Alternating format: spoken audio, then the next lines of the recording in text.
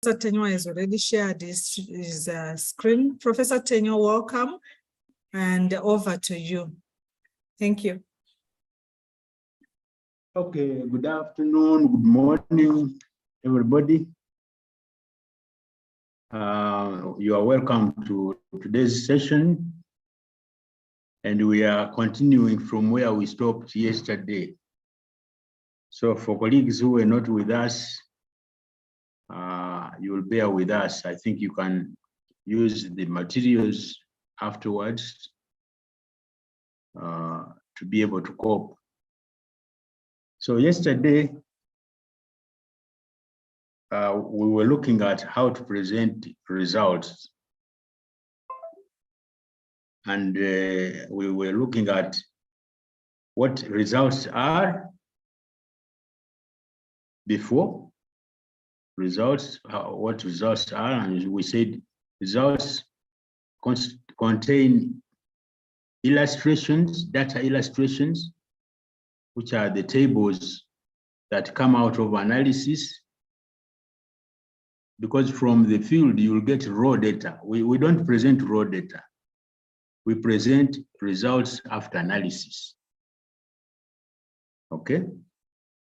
And then we put those outputs of analysis, the means, and their accompanying statistics. We put them, we mount them into different illustrations, starting with the tables, then figures, which would be graphs, bar charts, pictures, drawings, and so on, maps, and so on and so forth. Present them in different forms so that if you have to write, say, an article or a thesis, you can quickly see which data are relevant and sort them out. And then look at inside the illustration and see which data are pertinent. That is, which data are significant and which ones are not. And then assess yourself to see whether non-significant data should be considered for what you are writing or not. Okay? And then start writing, align the illustrations behind the objective, and start writing results. And if you remember, we started with the pigs in a picture, and I asked you, how would you interpret the information in that photograph? And I said, the interpretation will be as different as the audience is interpreting that picture, because there's no guidance. There was no proper title. There was no other information about the objective of the study, and so on and so forth. So we realized that actually, for the illustration to make sense, the reader, the author must interpret what is going on in a given data illustration. Okay? And the interpretation should be towards providing answers to the objective, because the objective is the backbone of the document. And so we came to the table you are seeing. And the table has months, January to April, and it has blue balls and red balls. And so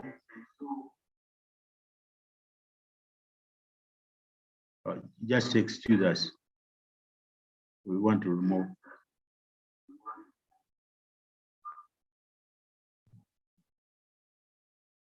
Okay. So we looked at this table and we said it has no informative title to tell us why those 4 months and what the blue balls and red balls were doing there. Were they balls sold, balls bought, balls given out, and so on. And then the numbers inside the table, of course, could not make sense, and therefore it becomes difficult to interpret such a table. It is incomplete. Okay. Then after that, we looked at a graph drawn from the figures from the table. And we said, well, there was a slight improvement because the title is given, although it should be below the figure, and the title is inadequate still. It's not informative enough for me to say anything without looking at the text. And many readers run to the figures and see whether they make sense before they read the whole paper. And we said, well, it's like there are means, but there are no statistics to enable the reader to compare them. So you can't say March blue is the highest, because you don't have the scale for somebody to appreciate that actually March blue was the highest. And then there are no access levels. And then the grids are not necessary, and so on and so forth. Then we went to this one. We also saw certain shortcomings, and we said some of those are not necessary. The colors are already mismatched. And then the percentages on top are making the reader look like it's actually double presentation. Because we have a scale on the y-axis, and then we are putting the figures on the scale on top of the bars. So that's double presentation. Okay. Then we had this figure. We said the title was unnecessarily long, and it included keywords that are absent, for which data were absent in the figure. Okay, those in red. And we said, right inside the figure, there are some technical errors. For somebody to present data to show that it doesn't matter how many goats you will have in your what is that, a herd or what? Yeah. Or a school of goats, or a pair, whatever it is, a herd of goats. It doesn't matter how many you will have. The costs of production will be the same. So that kind of figure, if I first looked at it, then I would know there is a problem with your work, and I wouldn't bother to read the text. Okay.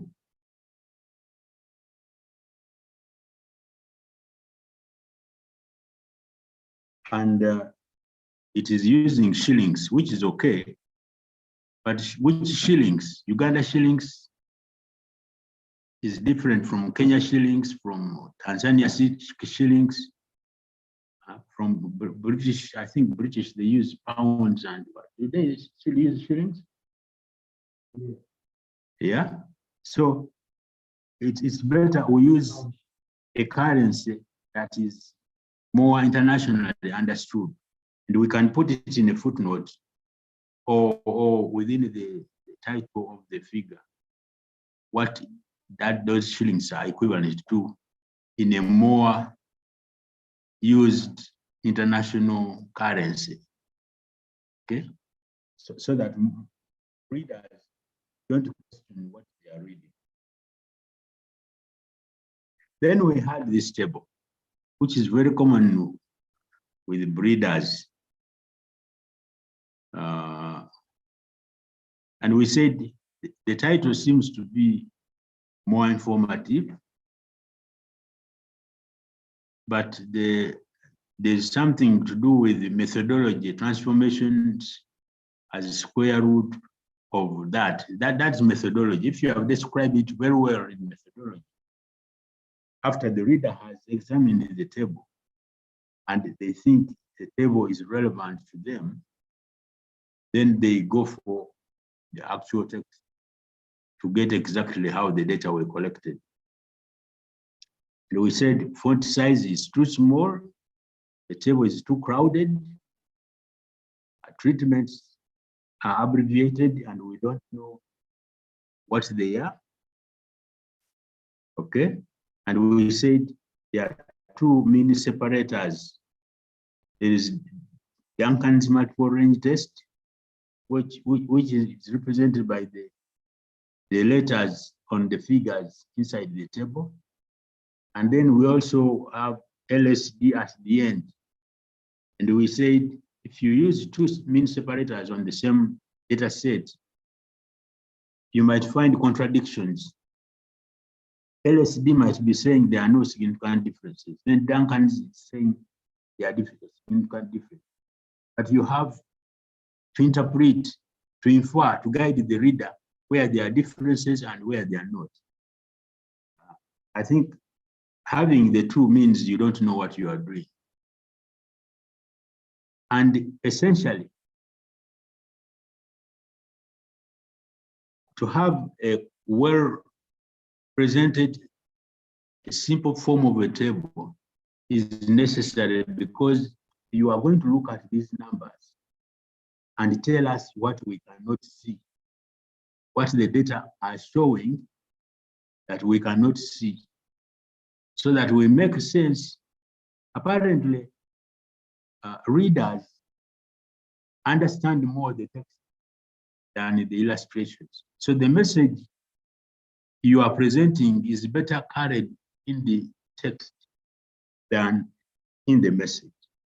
And indeed, the data in the tables are supporting, they are used to support what you are saying in the text.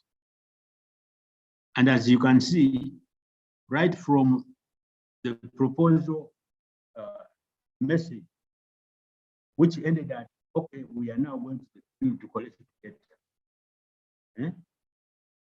You can, I mean, one can only understand that message by reading the text, not reading the figures. Okay, so the author must use the numbers to transform the numbers into information and then write it as a text. And then it will make a lot of sense. So we said to simplify this table, we said we could divide it into more than one table. Okay, with the dependent, which is the treatment, and then we select about 2 or 3 columns and call that table something, and then another table again with the treatments and the other columns. But we also said that at analysis, we can group the treatments into the lowest performers, the moderate, and then the highest. Okay, and we said that will be very difficult if we combine all the columns, because each column will be responding differently. So it would be better to classify, for example, the treatments against aphids alone, and that can be a table on its own. And then treatments and white flies, and classify them into at least 3 groups.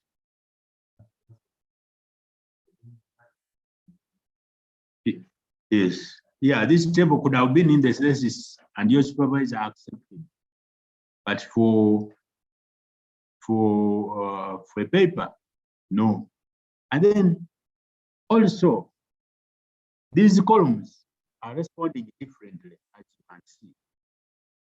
And that means some have news and others don't have news. So we don't have to carry everything you presented in the thesis. We probably now have to select a few columns that are carrying news for a single article. But we can also have a paper, two papers, for example, with it, like I said, a treatment column, and then we select 1, 2, 3, and write a paper about that. And then we can write another paper with the column 3, 4, and 5, or 3, 4. Let me see how many columns we have. We have 2, 4, yeah, 3, 3. And we write 2 articles. And remember, we have these numbers, but we can extrapolate these numbers into other figures like correlations. We can draw correlations. And we get other 2, 3, or 4 figures. So it depends on how you are able to use your data.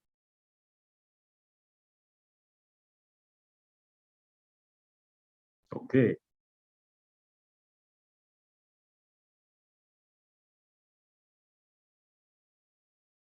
So we said only things that cannot easily be seen in the table that should be written in the text.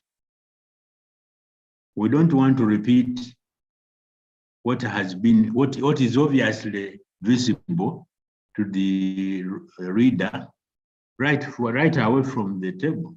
I mean, I gave an example of a mother feeding a child and she's seated on a stool or something.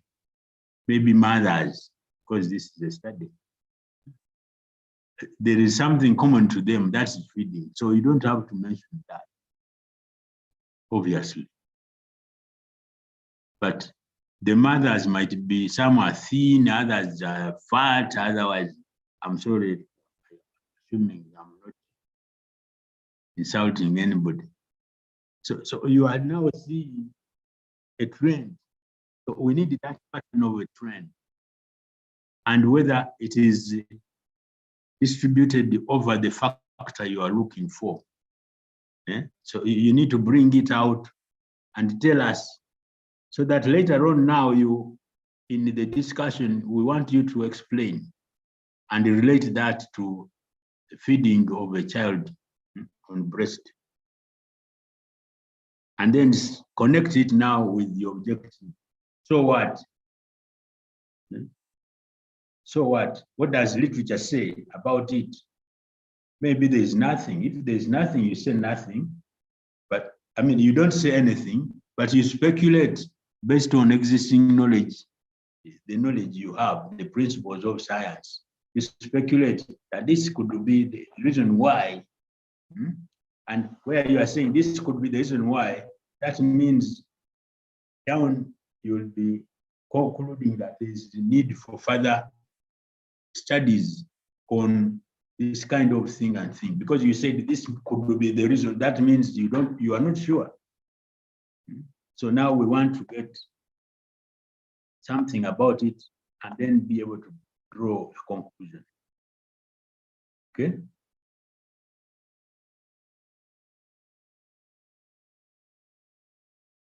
So in the results, we are now in the results section. There are no citations. And there is nothing like, this means that, no. This means you are now explaining your results. You are trying to say what the results are saying, but in presenting the results, you stop at what you can see and the direction it is taking and the differences in magnitudes,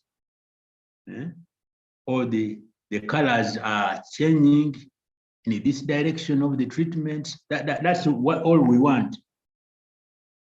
And then the rest, what is the implication of the color changes across the treatments? That becomes an issue for the discussion, and we will see how we use that.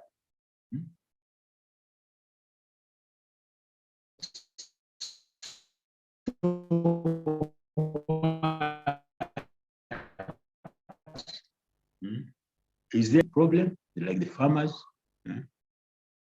Internet is unstable. I think this is where I always get people complain that they are not following. Yeah, I think it's okay. So I'm just recasting what we covered yesterday, and I don't think I needed to so much go in details of this.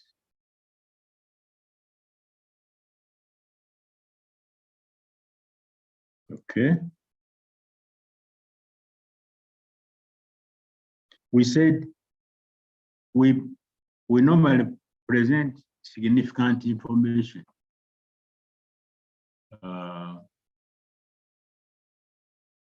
But if the non-significant information is very contradictory to what everybody obviously knows, and it is not significant all the way through the reps and the repeated study, we said that could be the news now you have, because other researchers may have been avoiding those contradictions. And sometimes the panel beat their data to make sure that the data agree with the previous data. But for you, this is what you have. You now have to stand your guts and present those data and defend them. Probably this will be the first time people are hearing about this, and you will be the person to be cited,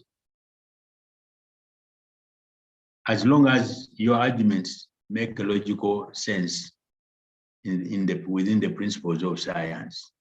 Please stand your guts and present what you obtained and the circumstances within which you worked, the methodology, the procedures. Okay? So that somebody doesn't pick one flaw somewhere and say, well, the study was not properly implemented. That's why you are getting this. So I think this is where we stopped. And so I would like you to focus a little bit more. And I think for some of you who have been publishing, this is not going to be news. Okay. As I said, the results section is better when what you are presenting is subdivided into subtitles. And usually the best subtitles are the things you measured. And I said, for example, if you are working on goats and you have live weight was the first thing to be measured. So that live weight would be the first subtitle in the results section. Okay, so after the subtitle, it is logically good for the first statement to show where the data that are going to be interpreted are located in the paper. Okay, so in some situations you can say figure 8 presents the weevil response to silt levels in a river something. This was work in one of one of the rivers. In fact, there are two in Tanzania, River Sigi and River Mara. Okay. So you see, figure 8 or table 8 presents data for weevil response to silt levels, full stop. So the reader quickly knows that this text would be better read while the table or the figure is in close proximity. And indeed, the figure should be in close proximity, but depending on the guidelines of the journal, maybe the figures are at the end, appended at the end. So the reader will read and also open where the figure is. But you don't always start with the figure 8 table. It becomes monotonous because, I mean, we are looking at writing style as well as presenting the results. You can as well say data for weevil response to silt levels in a river. These are presented in figure 8. Okay. Or there was a significant effect of silt density on weevil activity in the rivers Sigi and Mara. Okay. When you say there was a significant effect, that means the silt levels were performing differently in Sigi and also performing differently in Mara. Okay. So you cannot pull the data for the two rivers because the intervention in Sigi will be different and the intervention in Mara will be different, or the recommendation for intervention. But if the two had no significant differences, then one intervention will work in both places. Okay.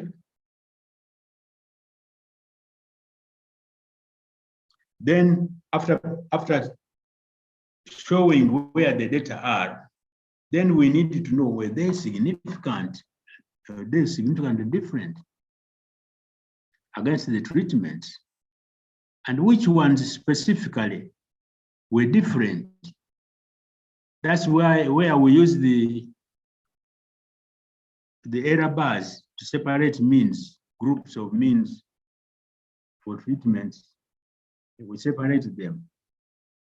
Maybe the treatments were only significant against the control, assuming you had a control.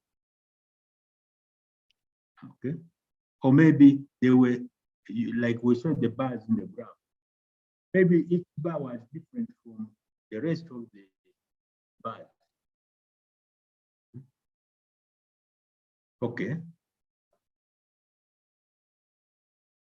Okay, now, okay, if they were different, by what magnitude were they different? And now you're comparing the different treatments, the highest, the lowest, the medium. And if there are 3, when you say the highest was in treatment 3, while the lowest was in the control. Now, if we say that, we don't have to talk about the 3rd bar, because if you had the highest and the lowest, then automatically one would imagine that the 3rd was medium. It's like saying the glass was half full. That is the same as saying the glass was half empty, assuming you are using similar figures. So you can't say the glass was half full and half empty in a statement. That's wrong. Or it is like when you are looking at gender and you say women were 80% of the population. Now, unless the rest could be either men or hermaphrodites, or it's automatic that if the sample had 80% women, 20% must be men. So we don't again state, and the 20% was men. I mean, that's making the reader redundant. It's like you're underestimating the reader's capacity to understand simple arithmetic. Okay. But by what magnitude? You don't necessarily have to use percent all the time. There's twofold. Remember, now we are writing this document, and if the audience includes those who are not mathematicians and statisticians, then you have to use certain words which lend themselves to their capacity to understand what you are saying. Okay.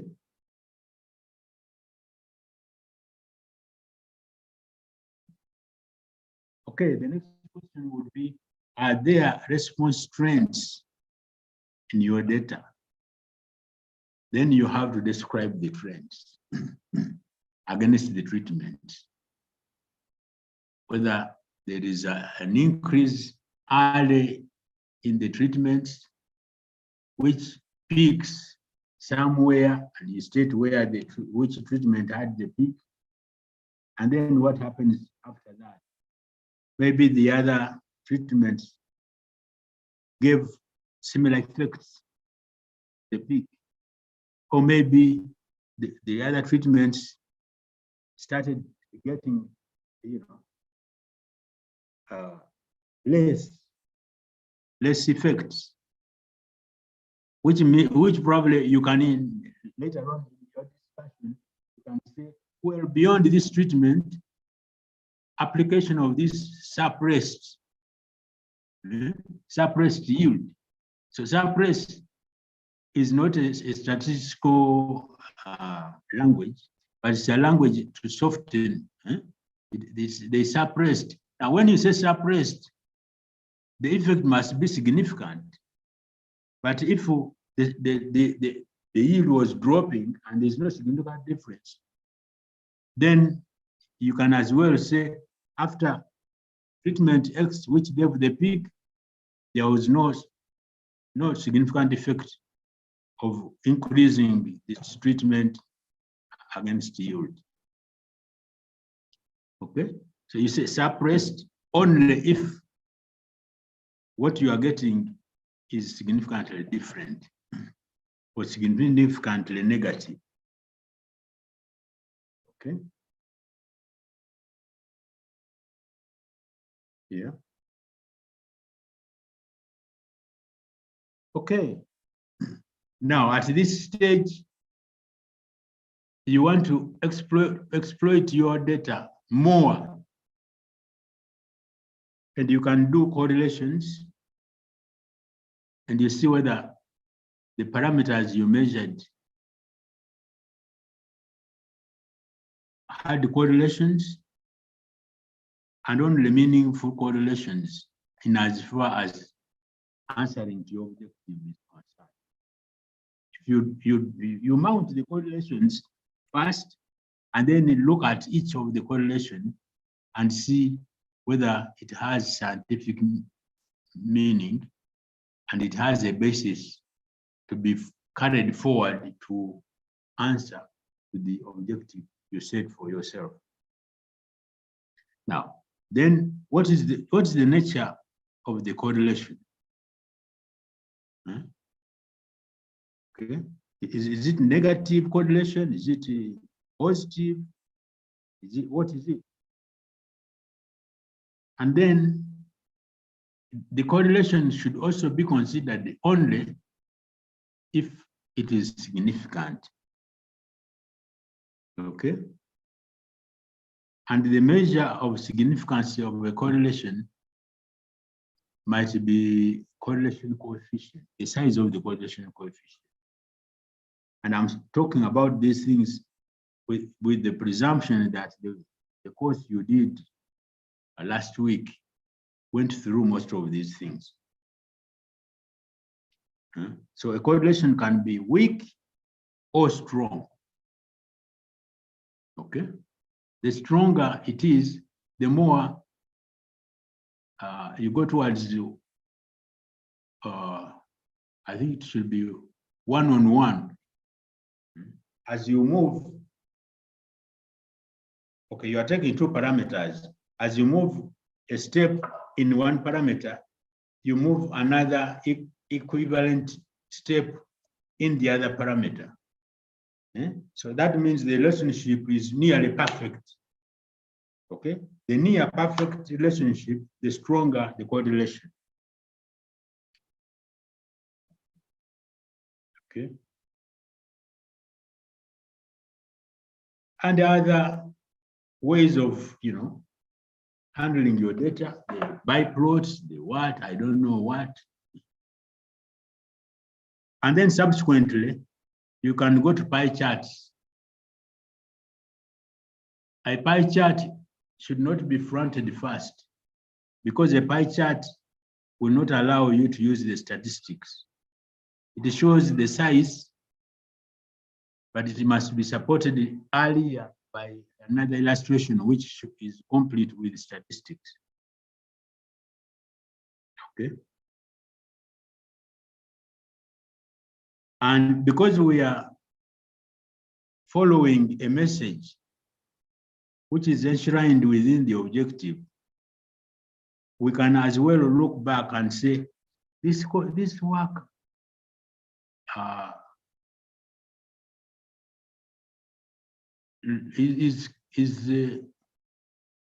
is also connected with the work in table 1. Now you are in table 2 or table 3 or figure something. This work is consistent with what is presented in table 1 and 2. And that strengthens the flow of your message as arising out of your results. Okay? So that in the end, when you say, therefore, we can conclude that somebody will have appreciated that the message was running through your data, and therefore the conclusion. Okay.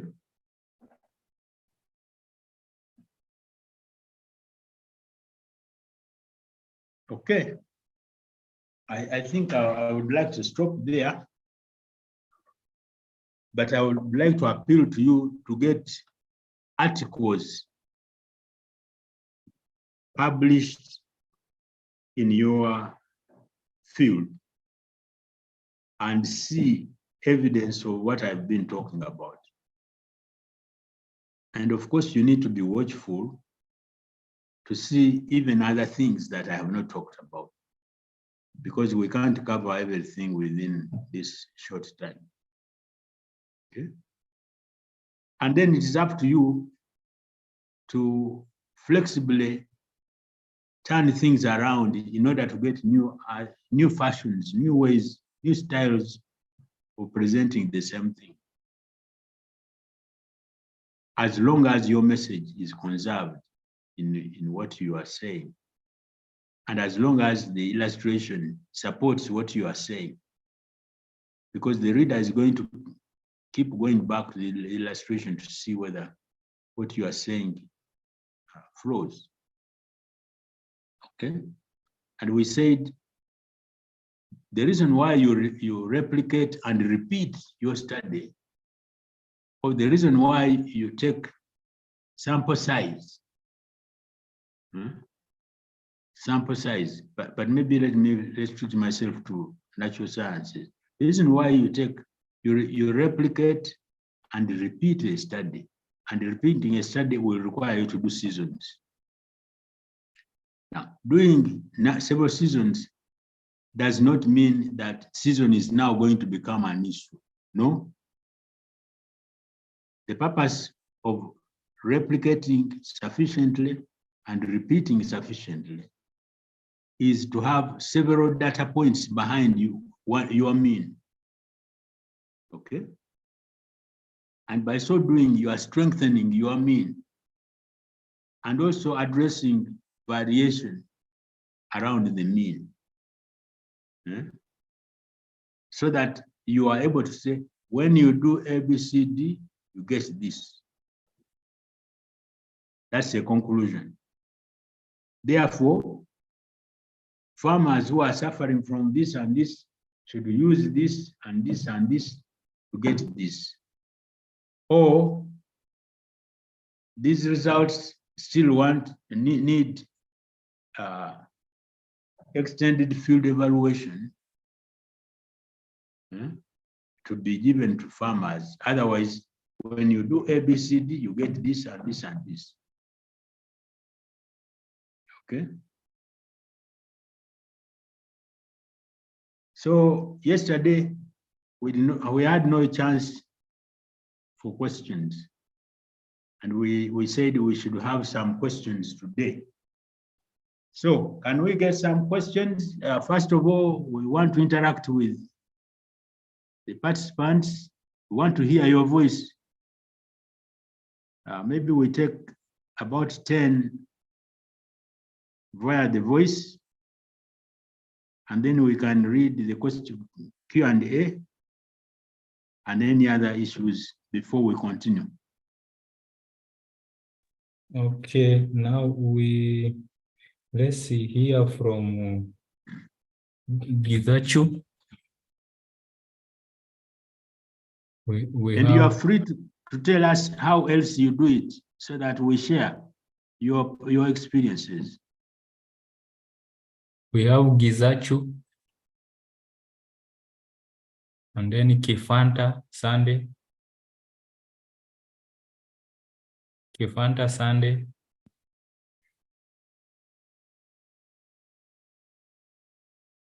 Please unmute yourself and then you can ask your question. Let me continue with if they are not, let me continue with the discussion and okay. And have one round of questions. Okay. Okay, discussion. This is where really your capacity to do research and publish is tested. Because now we want to use your knowledge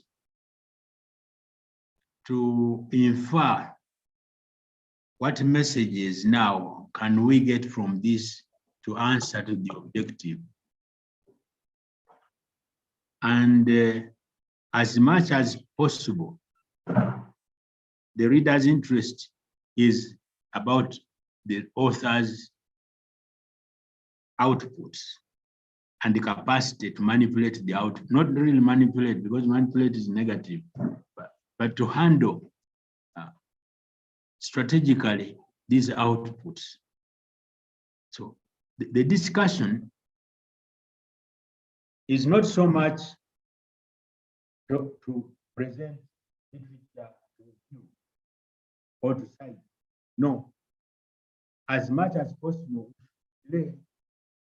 rushing to literature to substitute for our incapacity to draw inferences from our results.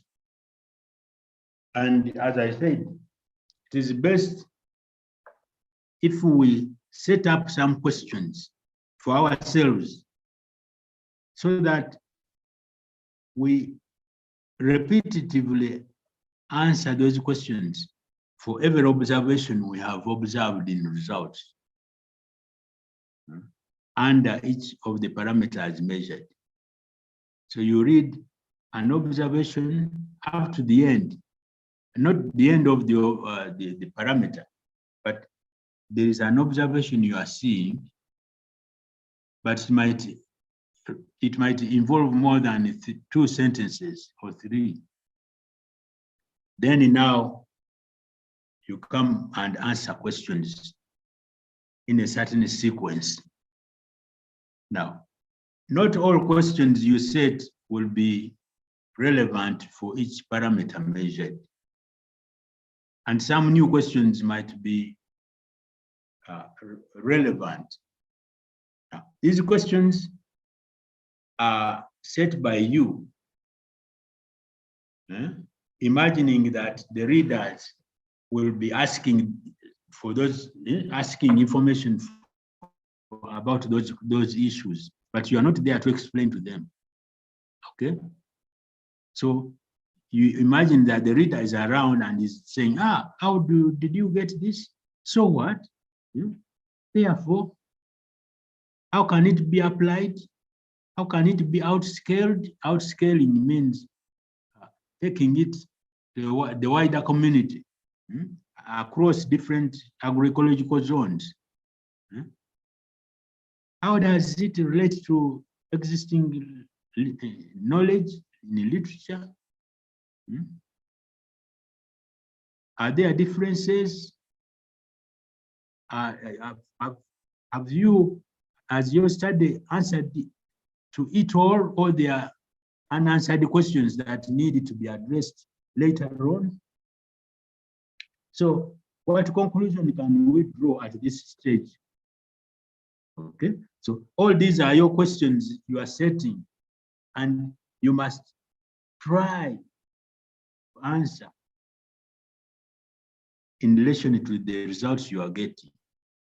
You must try, don't avoid, you don't say, well, this question has no answer. No, you have to think harder, because the more you generate, you create knowledge, the more your paper is going to be original, and the more it is going to be informative, and the more it is going to captivate attention from the reader.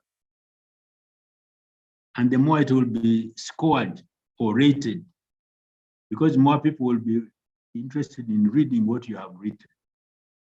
If you rush, and some people start discussion with the literature, very interesting. I mean, discussion means discuss your results. Discuss your results. And like we said at the beginning, I think it was the other session, it is best to write a discussion without literature around you. Where you anticipate a citation, put a bracket, and then you look for literature and fit in there. Okay? And where you fail to get literature, remove and see how you can paraphrase it to make sense coming from you. You now take ownership of what you are saying without literature. Okay? So the discussion section is about the why, the so what, and how everything you are looking at relates with science. And it's about what can we draw as a conclusion from this, and how does it relate to, how do we contextualize what we are seeing in terms of existing literature? And the literature issues are normally towards the end of the interpretation of a parameter. And as I said, don't end with the literature, because the story has to continue and you are the one controlling the story. So you must end with your own view in light of what you have seen up there. So it is an entirely explanation section and not a repeat of results. So you find some people again presenting results first and then interpreting, and yet they have already presented the results in the results section. Okay. So the issue now is to tell the difference between discussing and presenting the results. Presenting results is, what did you find out about this particular thing you measured? Was it significant? Did it have any pattern or trend of response against the treatment? What were the magnitudes of differences between the treatments? Can we get correlations from this? Okay, meaningful correlations, and so on and so forth. Those are results. Now, when it comes to the discussion, we take one of them each. What does the significance of the differences of response to the treatment observed in the results? Then you have to explain. Unfortunately, the subtitles as listed in the results are the same subtitles you should take to the discussion. So when I look at live weight in the results, and I go to the discussion and I see live weight, that means I'm discussing information about live weight. And if possible, the first statement in the discussion should show the illustration where the results you are discussing are. Some journals allow for results and the discussion together. Now that's a bit tricky for beginners because your mind is going to focus more on the results because there's no explanation there against the discussion. So to be able to handle results and discussion, you should have worked with each of them separately first, so that you know that when I present this result, I must discuss it. And again, you have to use the same questions, the same questions that you listed per discussion. Every idea you mention, you have to go through a list of questions and force yourself to answer to those questions. Because the more you do, the more you own the paper, and the more you are part of what is supposed to be cited. Okay.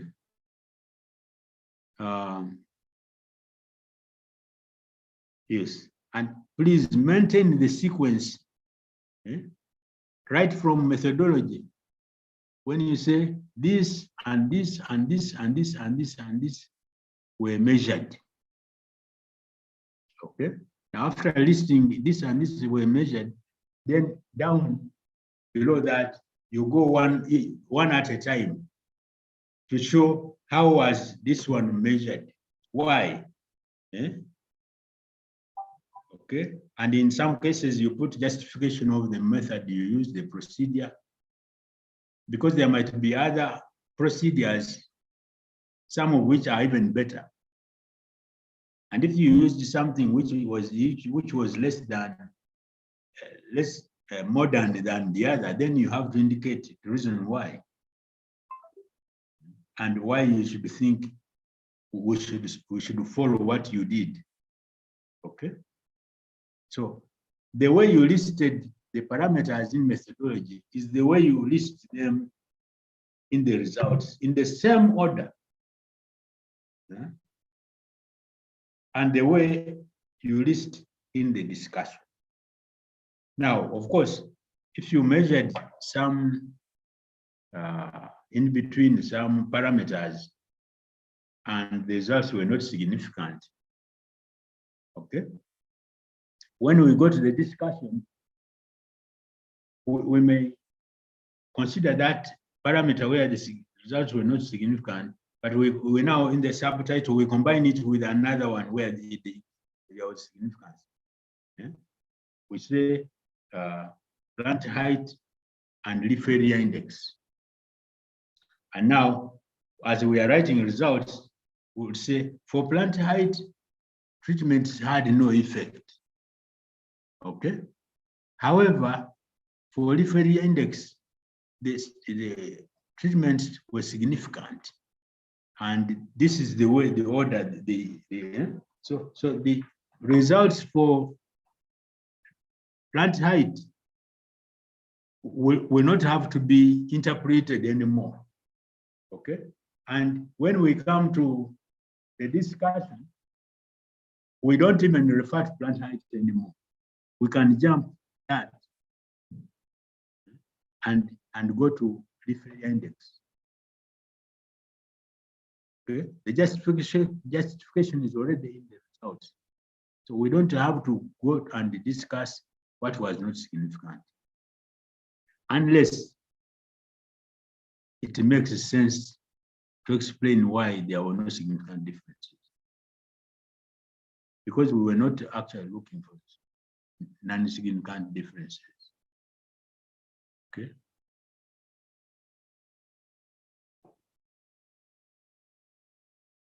Okay. Yeah. So in the discussion, of course, we expect to use literature, but we don't rush to use it. If you do, your paper loses originality. And when we do use literature, it is best to use the most recent literature, if available. And if you are citing literature in a bracket, I think at most cite 3,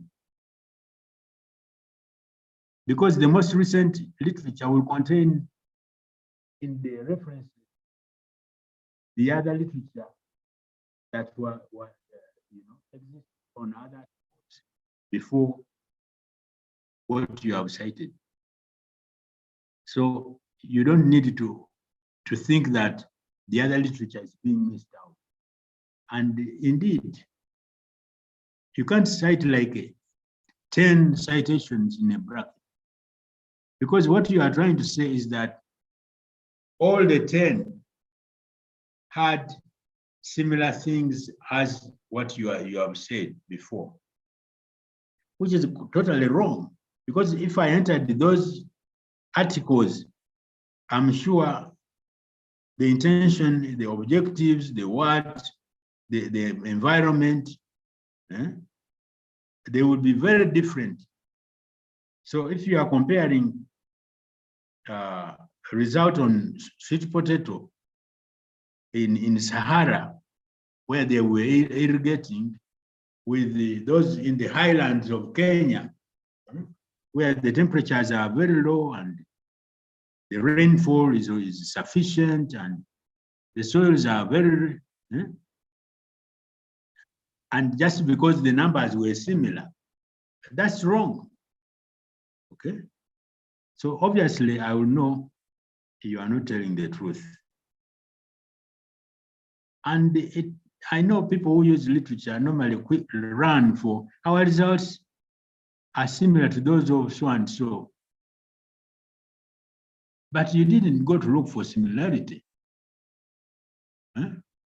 If anything, to have news, this similarity is more to news than similarity. And in any case, similarity doesn't mean they are the same. The similarity means there are some differences. So those who know how to publish will open up and expose those slight differences and beat up the drums to make them louder as news. Okay. So it is more of the contradictions in results that make a news. For example, if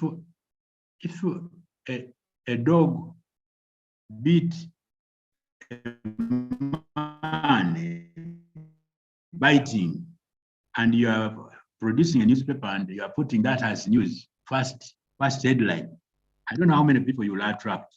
But if the title is about a man biting a dog, of course, you can see the level of news and how many people will quickly rush to find out why he was biting the dog.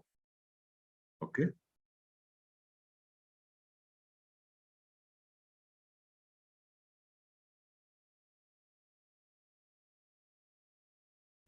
Okay. So we are going to go through some questions similar to what you should have, but I'm not saying you should have the same questions. Different studies will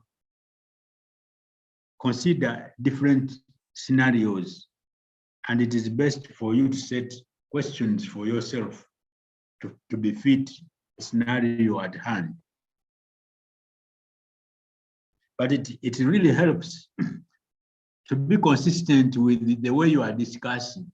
If you don't have those questions, some parameters will be less discussed than others, because you get tired somewhere down the road and you want to get out of it and quickly submit, because your colleague published a paper the other day and now for you they are putting pressure on you.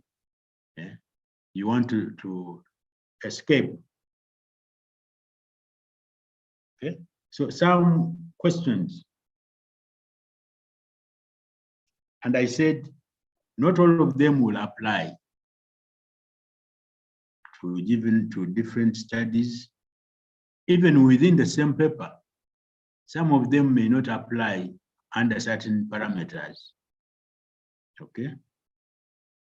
It is really your duty to find out which other questions would apply better. And don't fear hard questions. Give yourself a hard question. And if possible, discuss with some colleagues to ask you whatever. Now, if you said there was a significant effect of silt levels on wave war activity in the river, that was the result now, the first result in the results section. Now, in the discussion, you are now discussing that result. What is or are the scientific explanations to the observation made in that section of the results? Is the observation new? That means if it doesn't appear in literature at all, or is it related to previous research? Now, at this point, you can be tempted to begin running for literature, but rather give yourself questions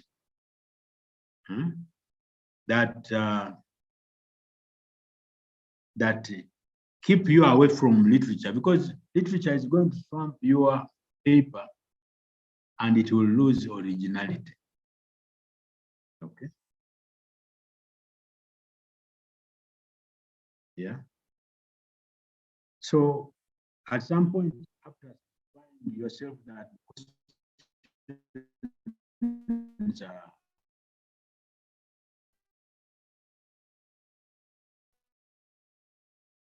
sufficient, then truthful to yourself. First of all, don't copy and paste. Unstable. But I think it will come back. Do you still hear me?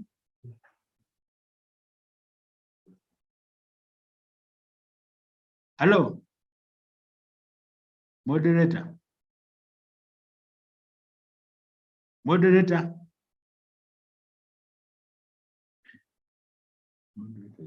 Yes, we are hearing you clearly. Please go ahead.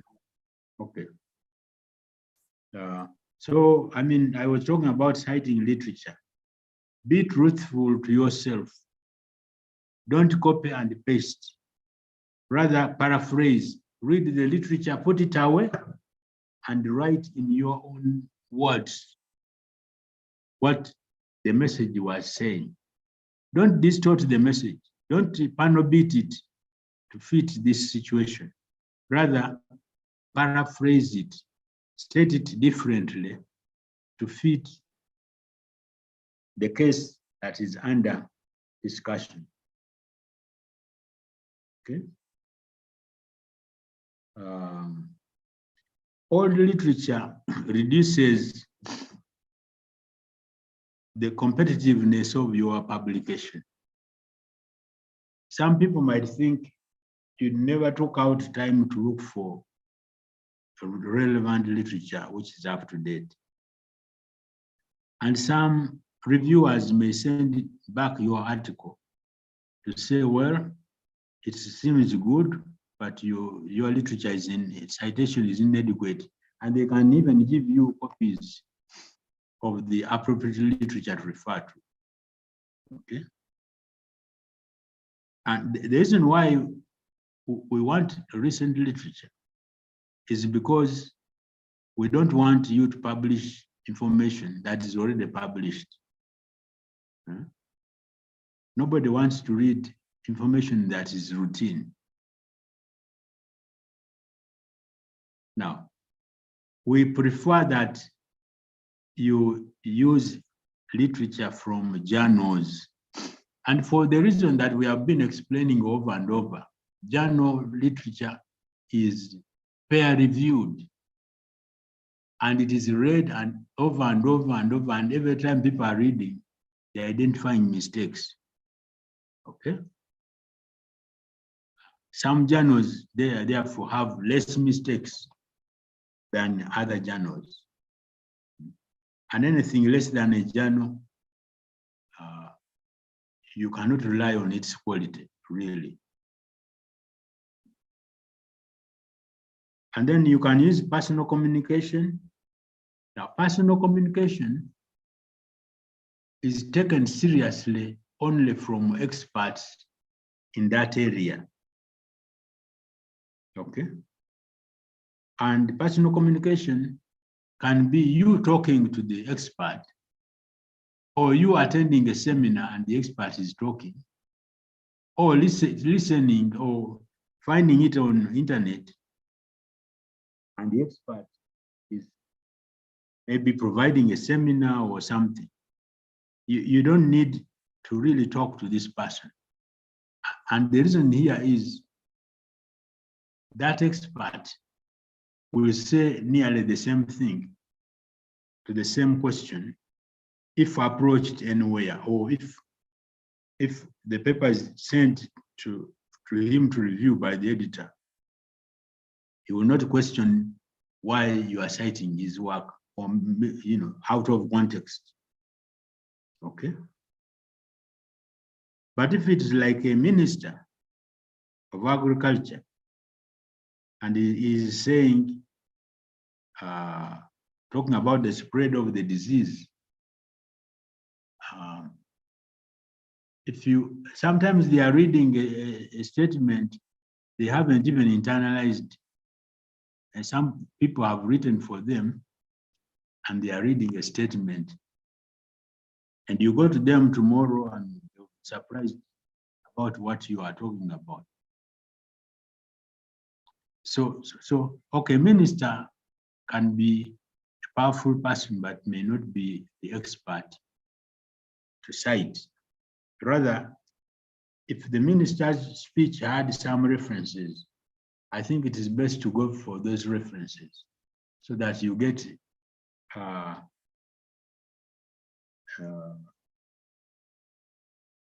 more compelling information based on research. Okay. Now, in the discussion, and this happens to many students, as they write, they come across a reference that is actually saying the exact opposite and far more than what they have done. And one of the options to them is to try to avoid that reference. But of course, you avoid it, but the reviewer that is going to review will have access to that paper. So the best is to embrace that literature and see how to shape your arguments while including it. Because that citation will not have done everything else that you did. So certain things might not overlap completely. So please make sure you include that literature and use it in your paper. Otherwise, it will be counted on you that you are trying to avoid, you are trying to repeat what other people have already done. Okay.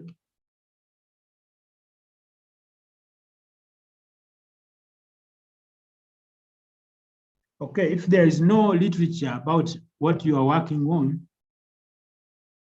then it is a fertile ground for you to speculate. At least speculate. Don't say there's no literature and you go away. No. Speculate.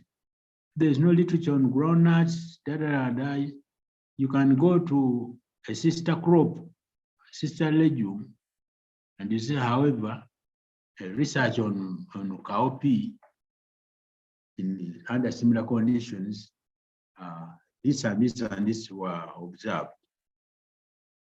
This implies that these results might be, applicable to this. However, there's need for further research to explore this and this and this. And for some of you, in your thesis, you are required to give future research. So that's the kind of information you pick and take to future research, so that you don't end with the future research that does not originate from your data.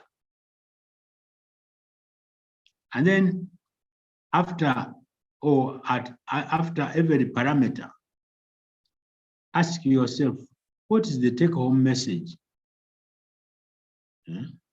Which means, can you draw a sub-conclusion at this stage? Remember, you are discussing live weight, discussing gas, you are discussing whatever age. So,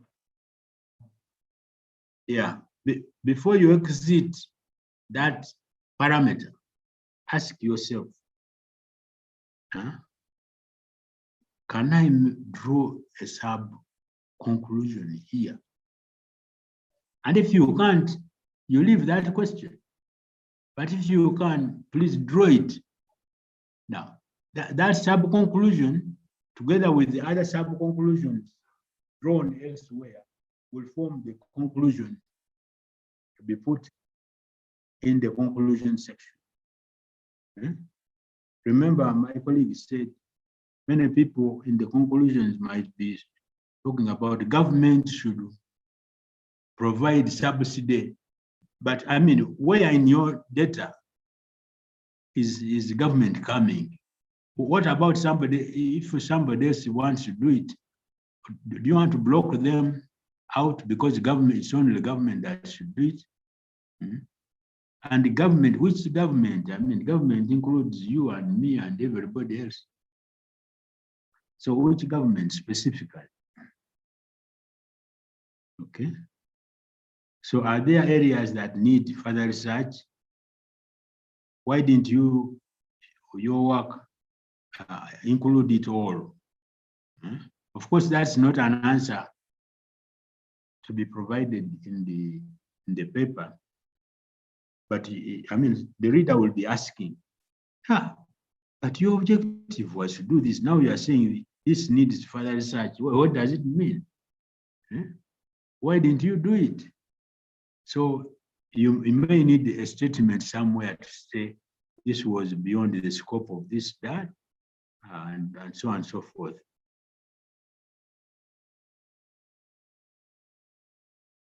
Okay. Now, I think, remember, anything irrelevant to the objective of the study must be removed from the discussion. This has a wider implication that you may have written certain things earlier on in the methodology, in the word, and now when it comes to the results discussion, like you remember, we said rainfall, and then you had the data on soil analysis. And now, after writing the results and the discussion, there's no mention about soil as an issue. There's no mention about rainfall. So you go back and remove all those things that are irrelevant to the story. Okay? But at the same time, you may have to include those that you have discovered are relevant to the discussion. You may go back and include something maybe about gender, which you have noticed in the discussion as a new entrant. Okay. It's good to avoid repeating a statement either presented in results, then you are repeating them it becomes very boring. And it also shows that you're not a good writer. You are short of vocabulary. That's why you try to repeat yourself.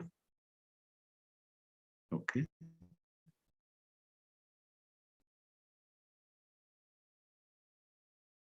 Okay.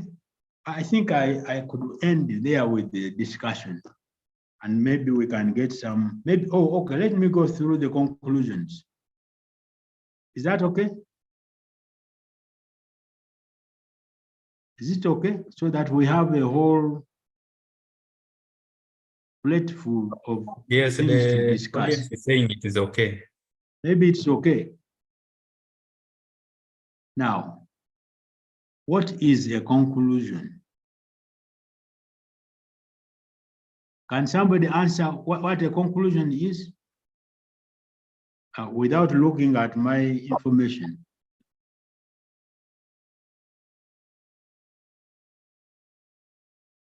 Pardon? It's okay. We continue. Yes, Prof. Keep us responding through Okay. the chat. So a conclusion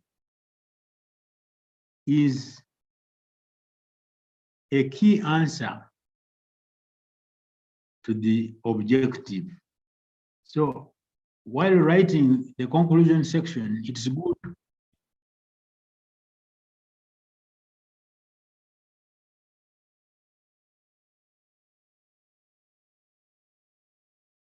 Okay, so I continue. So at this stage, bring the objective, temporarily paste it there, and then find out what it is talking about and what are the expected outputs. Okay. Similarly, if possible, bring the hypothesis, because each hypothesis is going to spit out a conclusion. Or it could be a combination of hypotheses to give out a conclusion. Okay? So we are saying these are key answers to the study objective. If the objective is saying to develop a prototype, okay, to develop a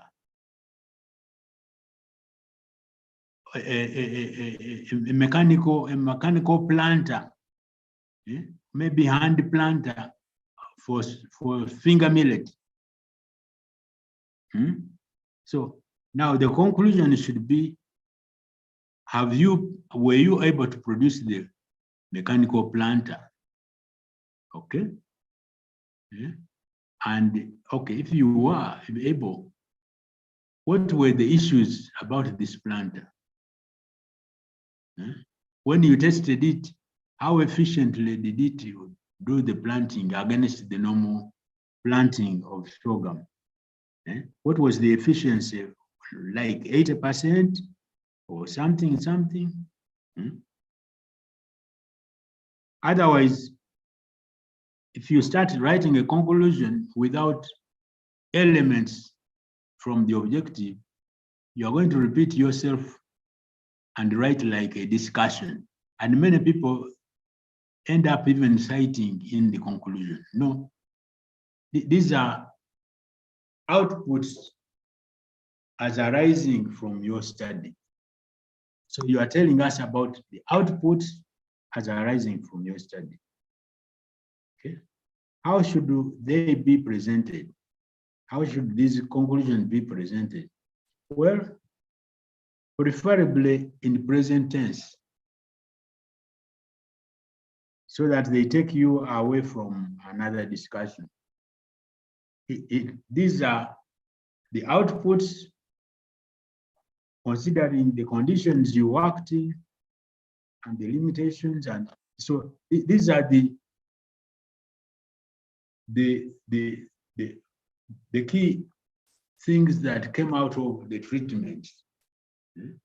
When you apply this and this and this, you get this. Okay. No citations in this section. Where do they come from? They should come directly from your work. And you remember I was saying for every parameter measured, when you discuss it, at least end with a sub-conclusion so that it helps you to amass those sub-conclusions into actual conclusions. How should they be written? Well, somebody can write a conclusion section and you wonder what they are talking about. Rather, let us have, you can start with the bullets. And each bullet is like, there is the outcome of a hypothesis, okay? So for hypothesis 1, you indicate the output. For hypothesis 2, indicate the output. 3, output. And any other important observations can be listed in the conclusion. Some guidelines to the journal can accept numbered points as conclusions, but others want you to write a paragraph or more. So it is best to list first, and then those listings will form paragraphs each.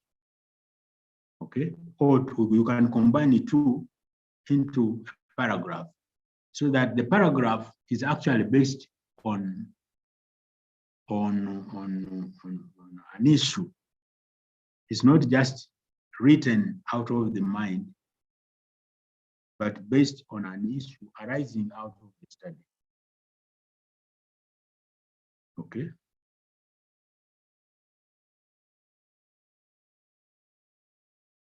Okay, then the recommendations. What is a recommendation? Okay. When you write a proposal, you start from problem analysis. And you'll be telling people that there's a problem of this magnitude and people of this kind, communities of this kind, are the ones directly suffering from this problem. So they need an intervention, okay? Now you go through research, through problem, through analysis, through the root causes, and then you are writing the objectives, methodology, you are going through everything, and now you reach conclusions. And from those conclusions, not all of them, there will be conclusions that actually have actions that will lead to a reduction of the problem. And such conclusions can be used to develop recommendations, because the recommendation must go to the people who are suffering. Okay? Not stop anywhere on the way. We must complete the cycle. Start with people who are suffering and end at people who are waiting for your results. Okay, so a recommendation must touch the people who are suffering from the problem you solved. And that's why we always ask, is this recommendation actionable? Can it really be carried out and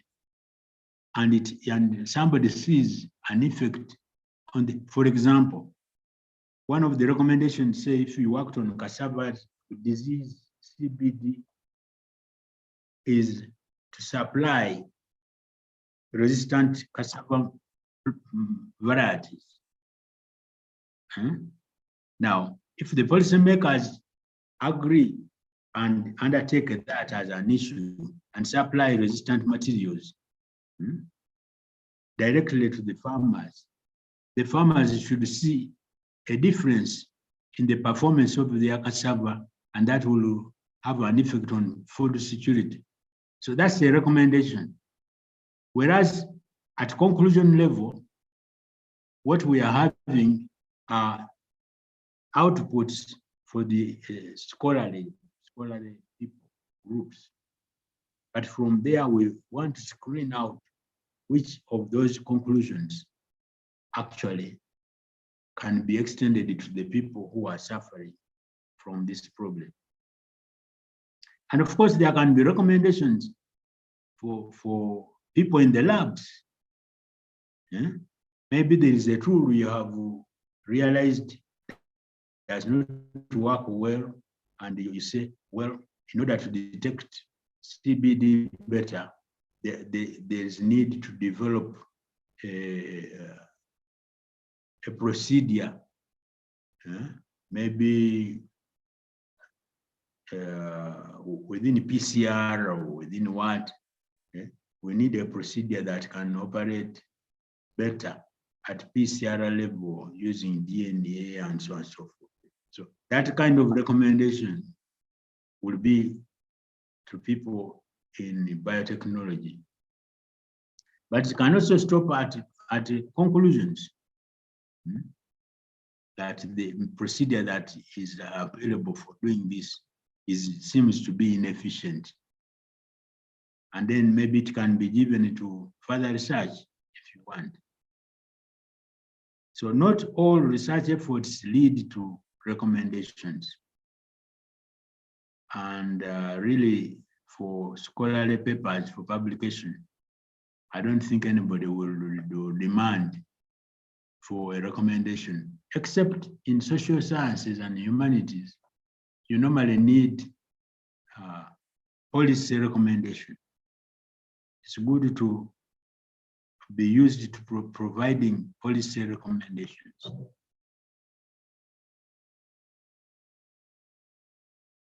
Okay. I think that's all for now about presenting results, writing recommendation, writing discussion, drawing conclusions, and recommendations.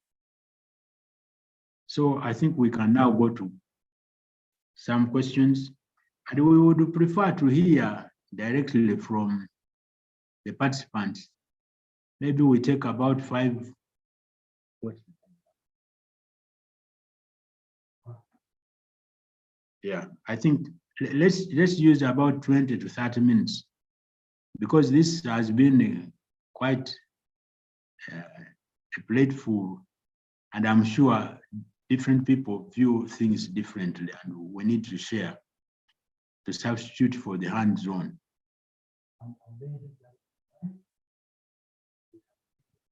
Okay, so we start with the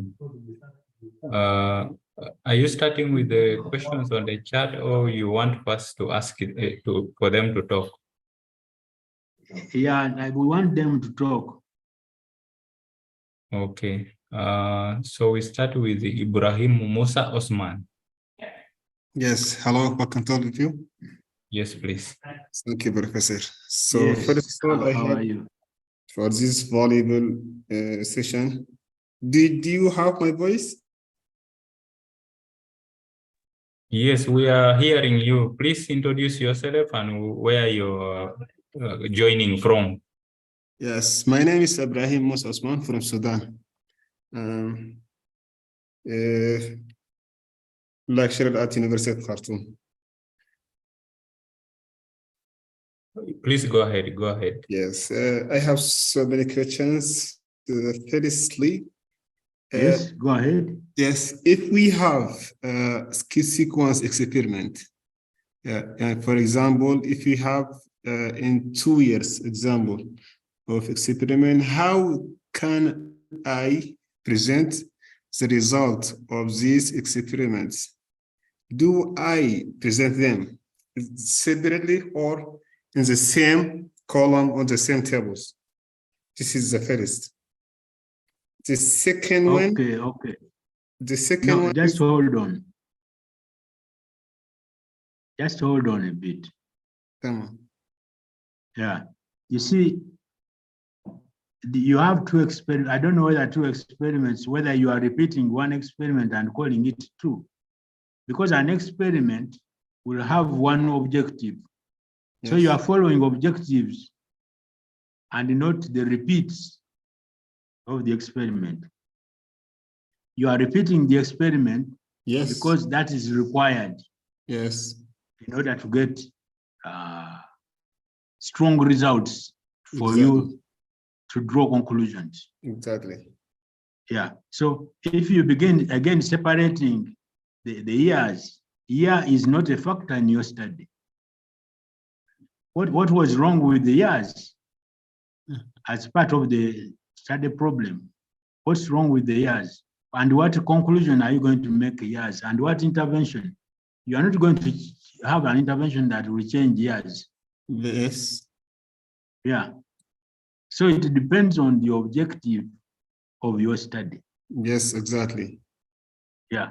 So doing the study in years does not make, those are different studies. No, they are not different.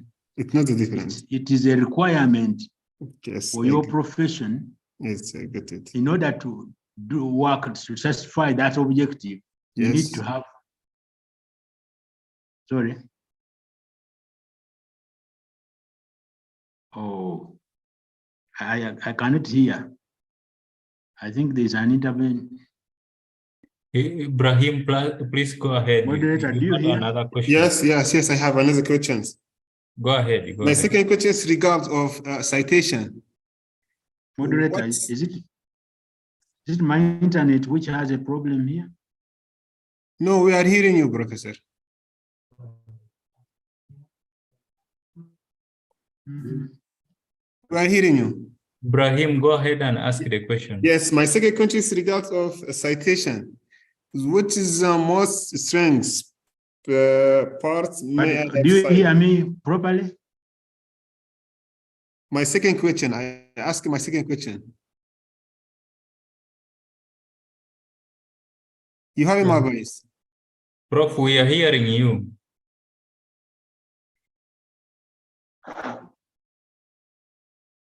Yes. Go ahead, Ibrahim. Go ahead. Well, so, I can't hear you. Maybe we are hearing you, Professor. We are hearing you.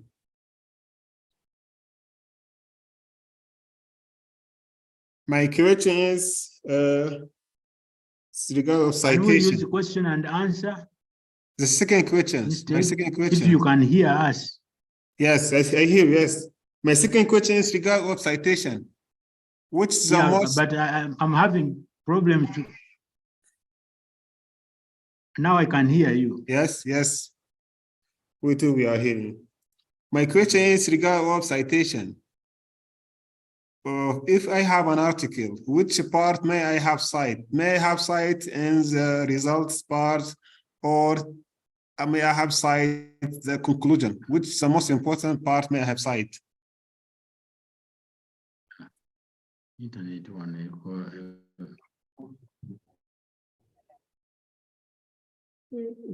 Osman Ibrahim, is that the last question, or I have a last question. Moderator, can you? Prof, I think you have a problem with your internet connection. That's why maybe I would suggest that maybe you respond questions through Q&A, because your internet looks to be a bit slow, and so you are not. Yeah, let him try Q&A. So, but did you get the question from Ibrahim about citation? Prof. What is the question? Citation, what is wrong with it? So citation, which part may have a cite in the article, within the article? May have cite from the results sector, or from the discussion sector, or in the conclusion? Which is the most important part may have a cite from? Okay, Ibrahim, it is good to read read published papers, you will get to see how things are done. Yes. Yes, Otherwise, citations are normally. yes, but Prof is saying which part of the article can he cite? Can he cite the discussion or the research? Yes, that's what he wants to know. Okay. Okay, you can cite from the abstract. And you can cite from the discussion. Got it. Yeah. But elsewhere, because the results, that's your own information. Yes. Maybe you can cite your own paper from the results, that's okay. But otherwise, it's best in the abstract and the discussion sections. Ibrahim, go ahead. You said you have another question. I think yes. Okay. That's all, eh? My last questions regards of conclusion. If I get it well, just in the conclusion, just we are present the only most important point. Is it right?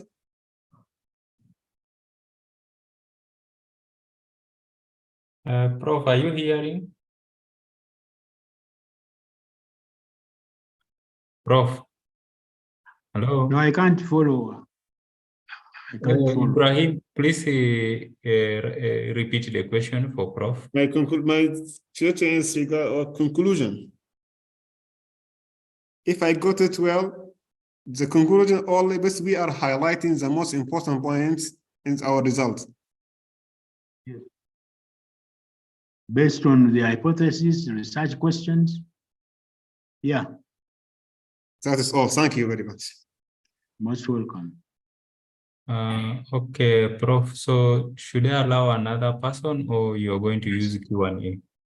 Let's try to get another. Maybe problems were mainly in Sudan with internet. Okay. So we go to Abayomi Daramola. Abayomi, please unmute yourself. Yeah, sorry. Can you hear me, please? I want to confirm for studies that shows non-significant or marginally significant, can it be reported that way? Maybe an intervention, but the intervention shows marginally significant. Number one. Number two, for combined mixed studies where you do qualitative and quantitative, when you have discrepancy between the intervention, when you do qualitative and quantitative. Thank you. Okay, let me answer the first one. I think we spent a bit of time on that, and we said, you see, in your research question or hypothesis, you will be suggesting that this and that can form an intervention, an effective intervention to the problem. Okay? Now, when you come to results of analysis and that intervention doesn't work, okay, do you have to explain why it did not work? No, you don't waste time with explaining why it did not work. Just take away those results. They did not work. But for some reason, that they did not work might be a contradiction to what is known in science. Then those results become the news in your article. So you now have to bring back those results because you have a task of explaining why in this work that intervention failed to work. Yeah? Because very many people will question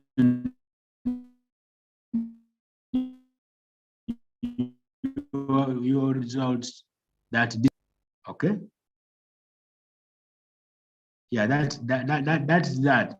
Now, the second question, I don't know whether my colleague can. You said a study that has both qualitative and quantitative. Now, the rest of the question, I don't remember.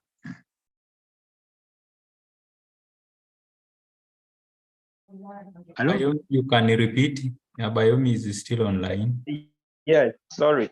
The findings from the qualitative shows that the intervention was okay, but from the quantitative, it shows that it is marginally significant. I don't know. Was your study to compare qualitative against quantitative? Because no, not to compare them. Not to compare them, but the two methods were used to strengthen the studies. Yeah, but you as a scientist, as a researcher, you should weigh and see whether quantitative or qualitative has more compelling results to deliver the message against the two. I think you choose one because you don't want to write a paper with the contradictions in methodology in your own work. Otherwise, you leave the reader to decide which one is which. It's you to decide. And when you are writing the paper, you take out the other part completely and write in terms of this more compelling method, whether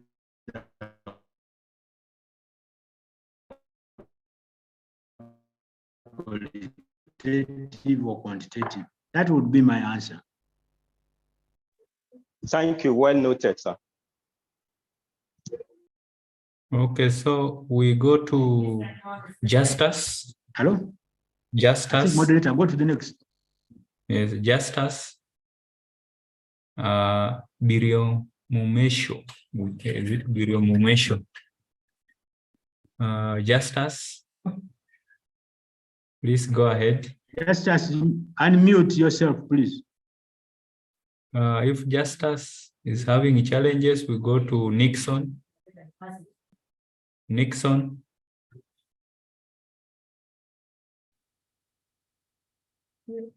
Nixon. Nixon. If Nixon is having challenges, we go to Brian. Brian Muhango.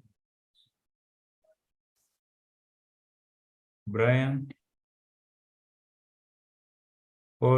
Okay, Brian, you are there. Please ask your question. Brian. Oh, we go to Nixon. I think Brian is not communicating. Nixon, please go ahead. Hello, my name is Nixon from University of Columbia, and I would like to ask about the... We are not getting you clearly. Please talk. Speak loud a bit. You're saying Nixon from? My name is Nixon from Kenya, and I'm joining from Kenya, and I'd like to ask how short or how long should be the recommendation for in an article. Thank you. Thank you. Actually, recommendation in an article. You see, you are writing to international community, but the recommendation is for local communities from where you have done the research. So usually a recommendation is not very appropriate in an article. Rather, it can be in your thesis or extension materials. So how long should be long enough to deliver the message completely? Because you are sending out instructions of what should be done in order to solve the problem. You now have the package of answers, and you are trying to give it to people, maybe extension officers, to interpret it for the farmers. So it should be just enough to deliver the message without confusing anybody. Because if the message requires the reader to interpret it. That's wrong. Don't allow for interpretation. Rather, it should be straight. It should be straight and complete and simple to understand, because you are not trying to demonstrate how much English you know. Rather, you are sending out a message that should be understood and used by as many people as possible of those who are suffering from the problem. Thank you very much. Another question is that, is it possible for you to include maybe relevant questions to be asked in the discussion part? Is it? But who? But Is it possible? Is it possible Yes. to include relevant questions to be asked in the discussion part? That's what I said. Set up questions for yourself to answer.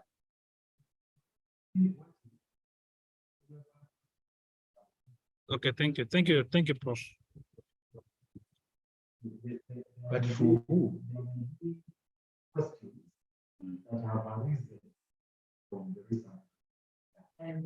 Okay, so we give a chance to Hagos. Is it Fikre? Hagos. Hagos, please go ahead and ask your question. Hagos. Hagos. Or we go to Evans. Hagos, please go ahead. Good afternoon. Hagos, please go ahead. Good afternoon, everybody. Yeah, Oh, thanks this is to the presenter. My name is Evans Saboyan, Professor of Economics at Commonwealth University in Nigeria, and also chair of the and the Development Research Center in Nigeria as well. I just want to share my thoughts on regarding one of the speakers, the issue about having result not significant or treatment. I think in the recent thinking, result not significant is a result. So what we need to, I think even most journalists now encourage that you discuss it, because we could learn many things from, you expected something to happen, but it didn't happen. We want to understand why. Is it in terms of, is it the context? Is it the nature of the treatment that was given? Once you are sure of your approach, your methodology, reporting result not significant is essential, because we could learn new things from that. Like the speaker said, publications about news, so we can get a new insight from that result that's not significant. So we shouldn't be shy of reporting results that are not significant. Even though we expect it to be significant, we should express why not, and that could give us a new insight. That. The secondly, there's also the issue about doing mixed methods, quantitative and qualitative. Okay, it's not too surprising that in quantitative you may get result not that is not marginally significant. That is okay. But in qualitative, there are things you can observe that you cannot measure. In quantitative, I will say that not all that counts can be accountable. So that will give you room to explain that even though the results from the quantitative is small, but there are some discussion you find, some findings that are not measurable, okay, which could be also give insight to what we can learn from that. So basically, it's also good to express your results as much as you can, provided there are new insights and whether you are sure of your methodology. It will be appreciated by journalists, because it's all about what is new. So that could be what is new. That I give my experience when I was doing my PhD. I was looking at different export sectors. I came to agriculture in Africa. It was not significant, and I wanted to say, look, but that was one of the key findings that I will explain why. The reason was that most of the players in African agriculture are small stakeholders, and in that case, policies don't translate to them. That became one of the breakthrough in that research. So it is not. It's good to report what's on the ground and explain why. That could be a very great news to be known to the scientific committee. Once again, thank you so much for this opportunity. Thank you. Thank you, Professor Evans. So, Prof, can you respond? Well, I can answer a little. You see, at a hypothesis level, you are testing the possibility that something can be an intervention to the problem when you manipulate some factors. Okay, so if you find it doesn't work, now to include it in a publication, to include reasons why it did not work, maybe methodology, that's now a different issue. You can write another paper on methodology. Okay? But if you promised that doing this and this and this can solve the problem, and now it has failed, that should be a different issue behind the doors, away from what you are releasing as what you got or didn't get in this paper. And we said, if it doesn't work, please include it in the interpretation that doing this and this does not work. And don't go beyond that, discussing what didn't work, because it did not work anyway within the statistical limits, and it's not your fault. Anything else to do with why it did not work and should be outside this manuscript. Okay, and if all hypotheses did not work, then you don't have anything to communicate. Okay, non-significant results are also results. True. If you are writing a report for accountability, a thesis, or a project report, you have to include all of them because they show how you spent the money. Okay? Because you can do something very expensively and the results may not add up. It may not be significant. So that will be an issue in a report that involves accountability. But as far as this scholarly paper is concerned, you know, journal papers have very limited space. So you don't want to digress into why didn't it work and so on. Then you need another objective to address why it did not work. And that might have no end.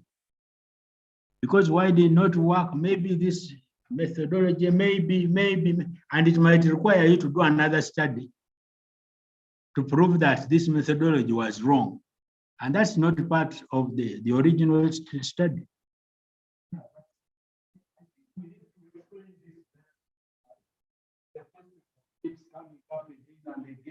Non-significant results are also results agreed. Non-significant results are also results, but based on your hypothesis and your research questions, normally the non-significant results are explaining what already exists, what is known. That you're doing research to find out whether the rhizobium actually fixes nitrogen. And your research question is that the rhizobium does not fix nitrogen. Now, but then you find out that it fixes. So are you now going to discuss what is already known in literature? It's not very clear, Paul. It is not very clear. Maybe you be near the microphone. It's not what we are saying is that most of the times non-significant results are found because you're testing the alpha level and you're testing at 95%, and that the hypothesis is true, yet it's not true, or the hypothesis is false, yet it is true. Now, when you find that the results are not significant, most of the times the non-significance is actually pointing us to literature that already exists. And this is why we drop it and don't discuss it. And remember, we are talking about scientific publications, and we said that a publication is news. For your thesis, you can continue to discuss non-significant things and talk about yeah, it fixed, and so you agree with the existing literature and whatever.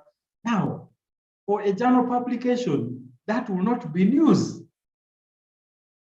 So the paper will not make any sense. You are not going to collect information that exists, because information that exists, the scholars, especially in your discipline of that journal, they know where to find it. So this is the message that we need to carry. It's not that as scientists in journals, we are dropping non-significant results. No, the non-significant results are a pointer to that which is already known. And that which is already known has no room for scientific journals. Scientific journals or scholarly journals, academic journals are reporting news. I hope that is clear.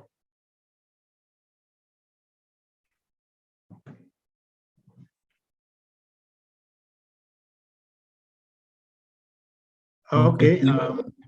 Thank you. Do you maybe we want can- another one, or you want to continue? Maybe one more. Okay, so we now allow Abel Odhiambo. Abel, please go ahead. Yes, good afternoon. My name is Abel Odhiambo from University of Nairobi. I would like to ask, in case you are doing a research and you combine, for example, you are doing maybe biochemical analysis, like for example, proline content, maybe in a leaf sample, and also you are doing, for example, I'm having problems. You are doing physiological aspects, maybe, or in a greenhouse. Can you? I'm having problems. Moderator. Can I go ahead? Prof, we can hear you clearly, so I don't know whether you have a challenge hearing us, because we can hear Abel clearly. Oh, you can hear? Yes, we're able to hear Abel clearly. So I can hear you clearly, but not Abel. So Abel, please go ahead and you will see, because I can hear you. Okay, I'm asking, for example, you do a lab Prof, experiment. You do a lab experiment on maybe biochemical analysis, maybe on some plant varieties. Yeah. Is it a must you do a multi-locational trial and many variety trials in the field, if you are just doing it in the field as a confirmatory test on the findings you have already obtained in the lab? Well, you see, you do research in steps. First of all, if you want to confirm or to verify what you are hypothesizing, you don't need to go for trials. You do it in one place and find out that it works. If it works, then next will be, can it work elsewhere? Okay, but you can publish results from one place, maybe the lab first, or greenhouse, or from one experiment in one site, and then in your suggestions for further work, you indicate that there's need to try this in various agroecological regions. And then somebody else takes it off from there, do it in other agroecological zones. And as you will realize, the nature of news reduces as you go away from the original principle. The principle is already established. And now you are going to test whether it works elsewhere. That is less news, of course. And the journals will consider the levels of news differently. You tend to go towards the local journals, national journals, as you go away to test a hypothesis that is already known to work.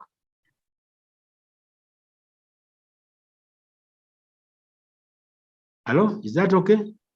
Yeah, that's okay. Thank you so much, Prof. Most welcome. Maybe we can go on with another presentation, and then if we get more time, we get back to receiving questions.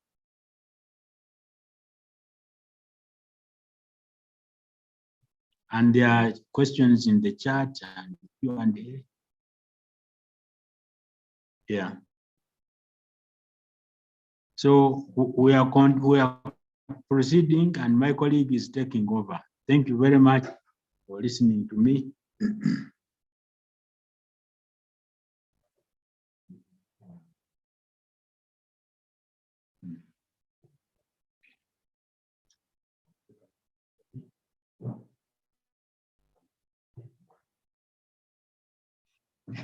Okay.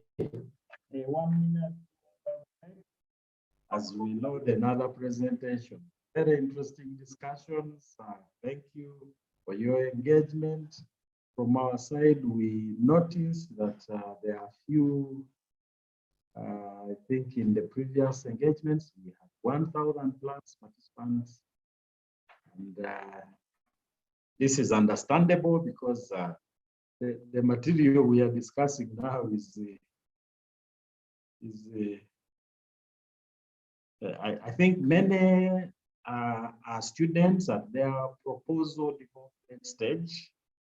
And so when you discuss publications, it is difficult when you don't have results. So we are assuming that as we discuss this, you're reflecting on your results and you're actually mapping them out for publications. We once again would like to remind you that we are going through steps in writing, and if you like, I remember when we were in lower levels of education, they used to say, commerce made easy, accounts made easy, physics made easy. So this is journal writing or academic writing made easy. It is a step by step. And we've talked about the typical components in a journal article, which we would like to remind you again and again. We also talked about the step-by-step process of writing. And very rapidly, we took more time in the results section for the first days, because this is what is required of us as researchers. This is what the scholars are looking for in the results. But as we get out of the results, we now guide the readers through the discussion. We now go to conclusion, we go to recommendation. And once you are done with that, then the paper is done. Not so.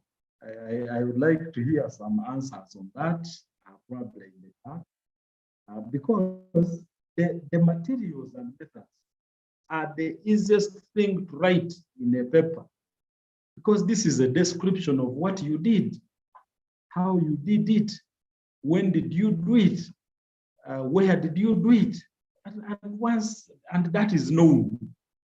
So it is the bread and butter issue now. Then the introduction and following that framework. We are hoping that in the remaining couple of minutes, we shall be able to talk about writing an effective methodology section or materials and methods, and then writing an introduction. And then tomorrow, the only day that we have, we will be able to go through the rest of the components since they are brief.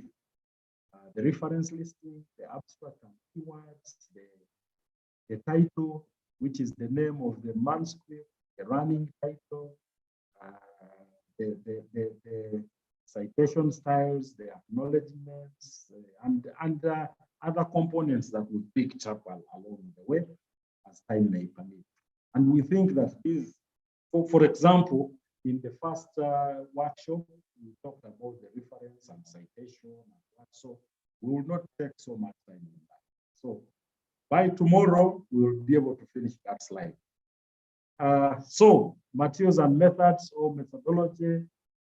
In some studies, there are no materials, but there are methods, or there are no methods, so they will call it approach, especially in the social science. Now, materials and methods. You have materials, you have a measuring tape, you have a thermometer, you have a questionnaire. Now, how you deploy this questionnaire, that is the method. And this is why we say materials and methods. Otherwise, the questionnaire in itself is as good as useless if it wasn't subjected to or administered to an audience. And how you administer this is the process that we want described. Sorry, Paul, I think the sound is not very clear. Maybe you might have to check very well. Either you are Okay, now confirm whether it is clear now. Yes, it's okay. Yeah, so we're talking about materials and methods. And I gave a simple illustration is that in the studies we do to collect data, we have materials that we use. But the process of using those materials is the methodology or is the method. Now, once we say materials and combine them with the methods, then we have the methodology. Now, in some studies, you may not have a measuring tape, you may not have a questionnaire, you may not have. So once you find that you don't have materials and you did not deploy these materials to methods, then that's when we start saying the approach that we used to get to this study. But the purpose of this section is to lay very clear ground for the procedures that we used in doing the research. And we present this in a story form, narrative, and it is written in the past tense because we already did the work. I know at lower levels, when we are in first year university doing chemistry, analytical chemistry, you just list the materials, conical flask, beaker, test tube, sulfuric acid, and so on. And that is acceptable for course unit work. But now when it comes to writing manuscripts, we are not going to list conical flask, sulfuric acid, what. We are going to now say sulfuric acid, this quantity was placed in a conical flask, and the conical flask was at this level, and so on and so on. So a good M&M section should be one that provides the best conditions that led to the findings. And under the most sensitive type, under the most sensitive conditions for the investigation that is being reported. So it is tight that we did not leave out any assumptions, and if there were assumptions, we declare them because they impact on the finding. This is why in biological studies, if you're talking about the use of water, that we used water to do this, you need to describe this water. Is it tap water? Is it rainwater? Is it double distilled water? Is it triple distilled water? Because if you're using tap water, that tap water may have some minerals in it. And if you're assessing minerals, those minerals may have an impact on what you are assessing.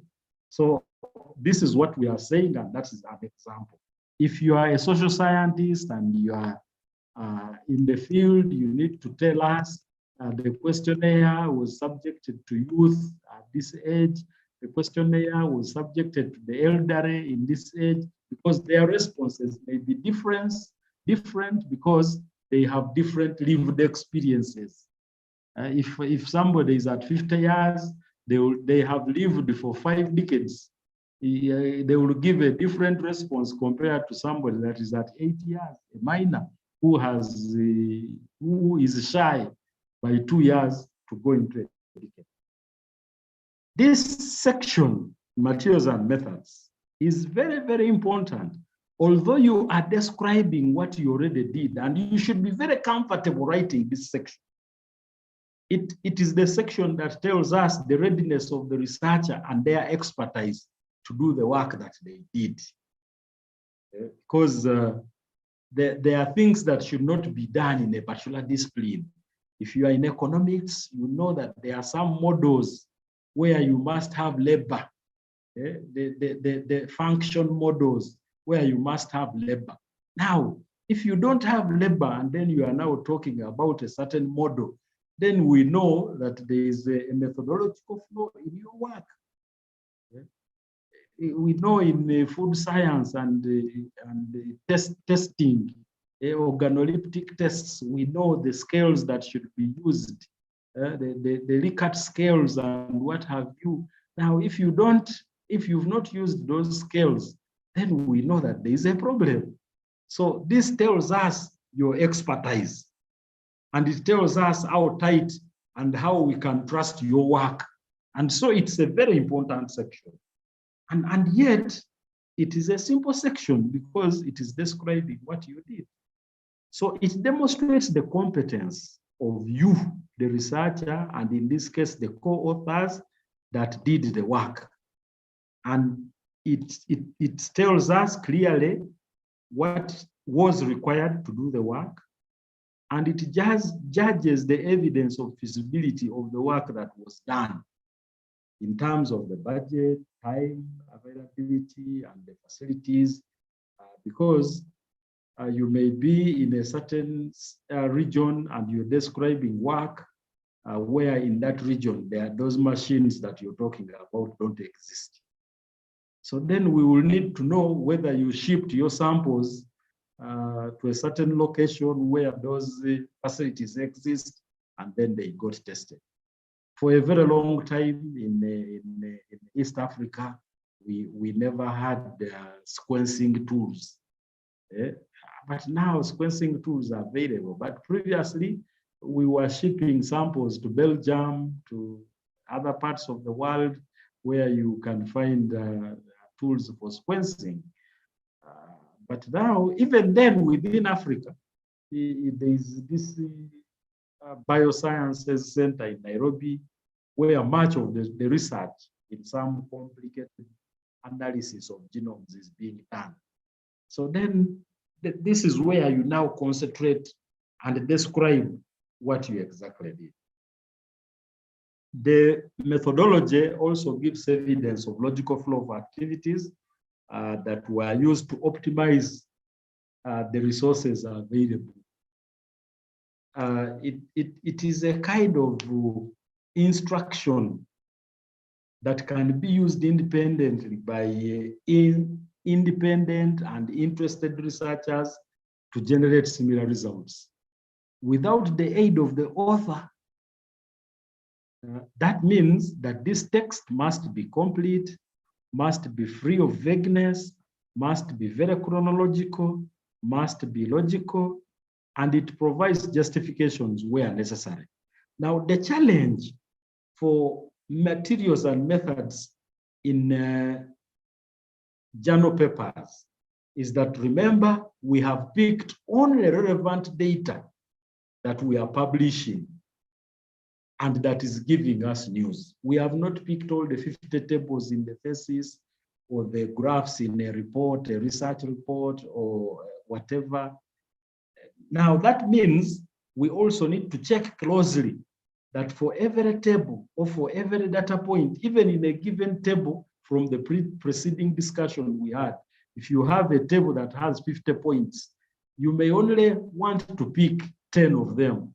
So now we also have to carefully pick out the methodology or the materials and methods that relate to the data that we have carried and the data that is demonstrating our news. And this means that this section is not only a cut and paste of what you already have And this is where most students go wrong. They think that the methodology section is a cut and paste from their thesis. And then when you read it, it doesn't match with the table that they picked and the graph and so on. So you have to be very, very careful that as you move, yesterday we talked about linking reports, theses to journal manuscripts.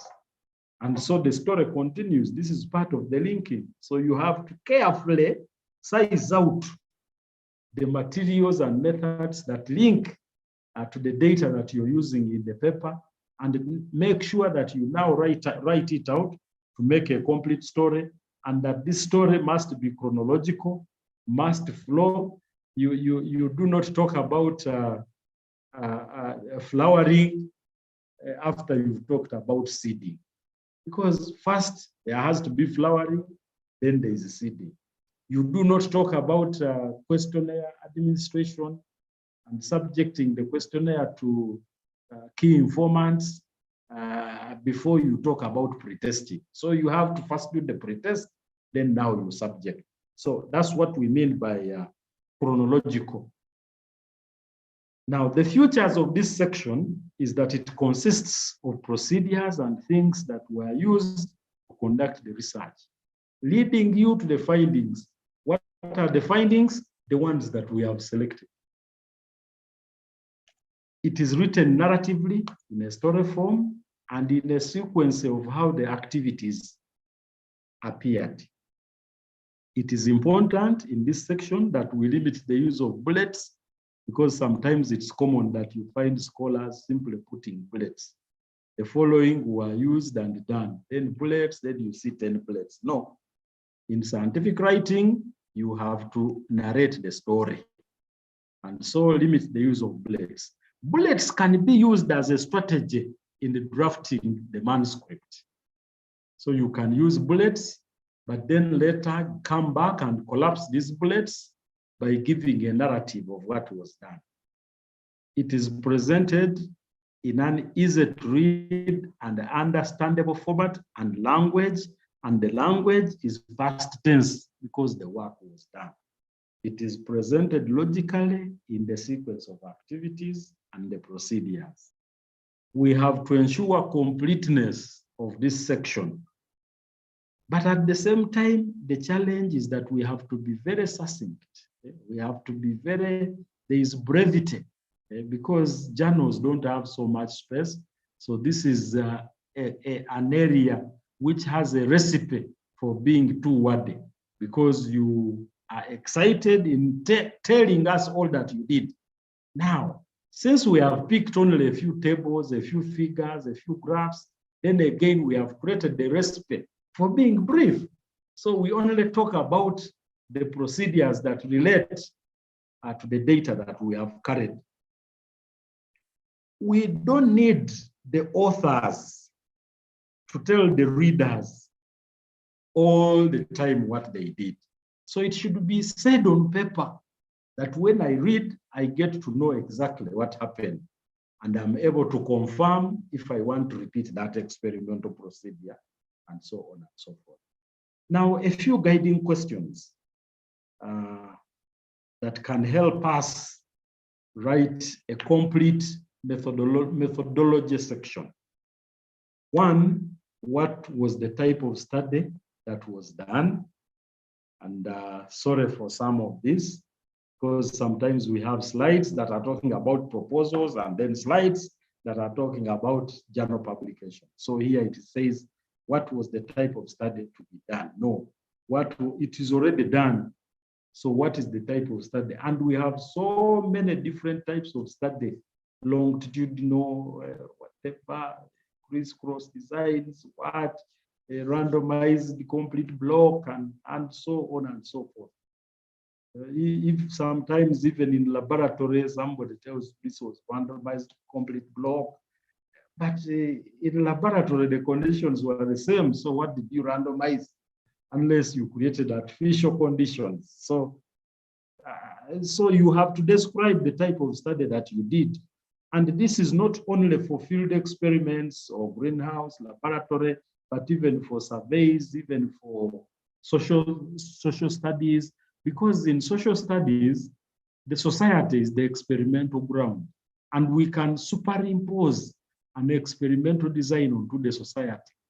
You do cohorts, so you describe if it is a cohort study, and what was the nature of the cohorts, and why the cohorts, and so on and so forth. And where was it done? Site characteristics and laboratory conditions. Where was this study done? And this is very important because remember, it is giving you pointers to the discussion or to the results.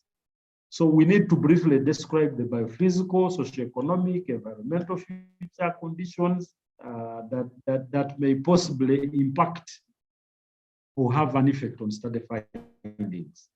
For example, the geographical conditions, the climate, soils, the nature, the vegetation, the main activities, the farming system, the time and duration of the study. Now, remember, this must be relevant because in many studies, vegetation is described and climatic soils and what, but when it has no implication on the nature of the study is about HIV, AIDS, and now the soil types and vegetation.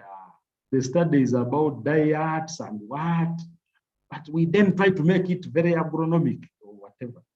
Other issues related to the study, for example, the tillage practices, relevant to the data that you carried. And when was it done and for what duration? Because systems change, seasons come and go.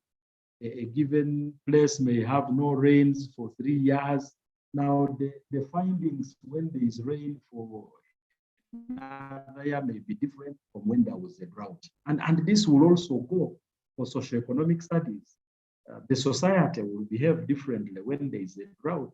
The nomadic systems, there will be a lot of transhumance arrangements and so on and so forth. So the study, when was it done and for what duration? What was the study factors or treatments? And these must be described accurately. And the control must also be described as a treatment.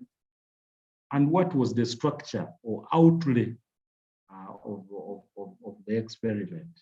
And as I said, when we talk about experimental factors, we are not only limiting this to biological studies, but we are also linking to physical studies, pendulum bob, and what have you, but also the community and society.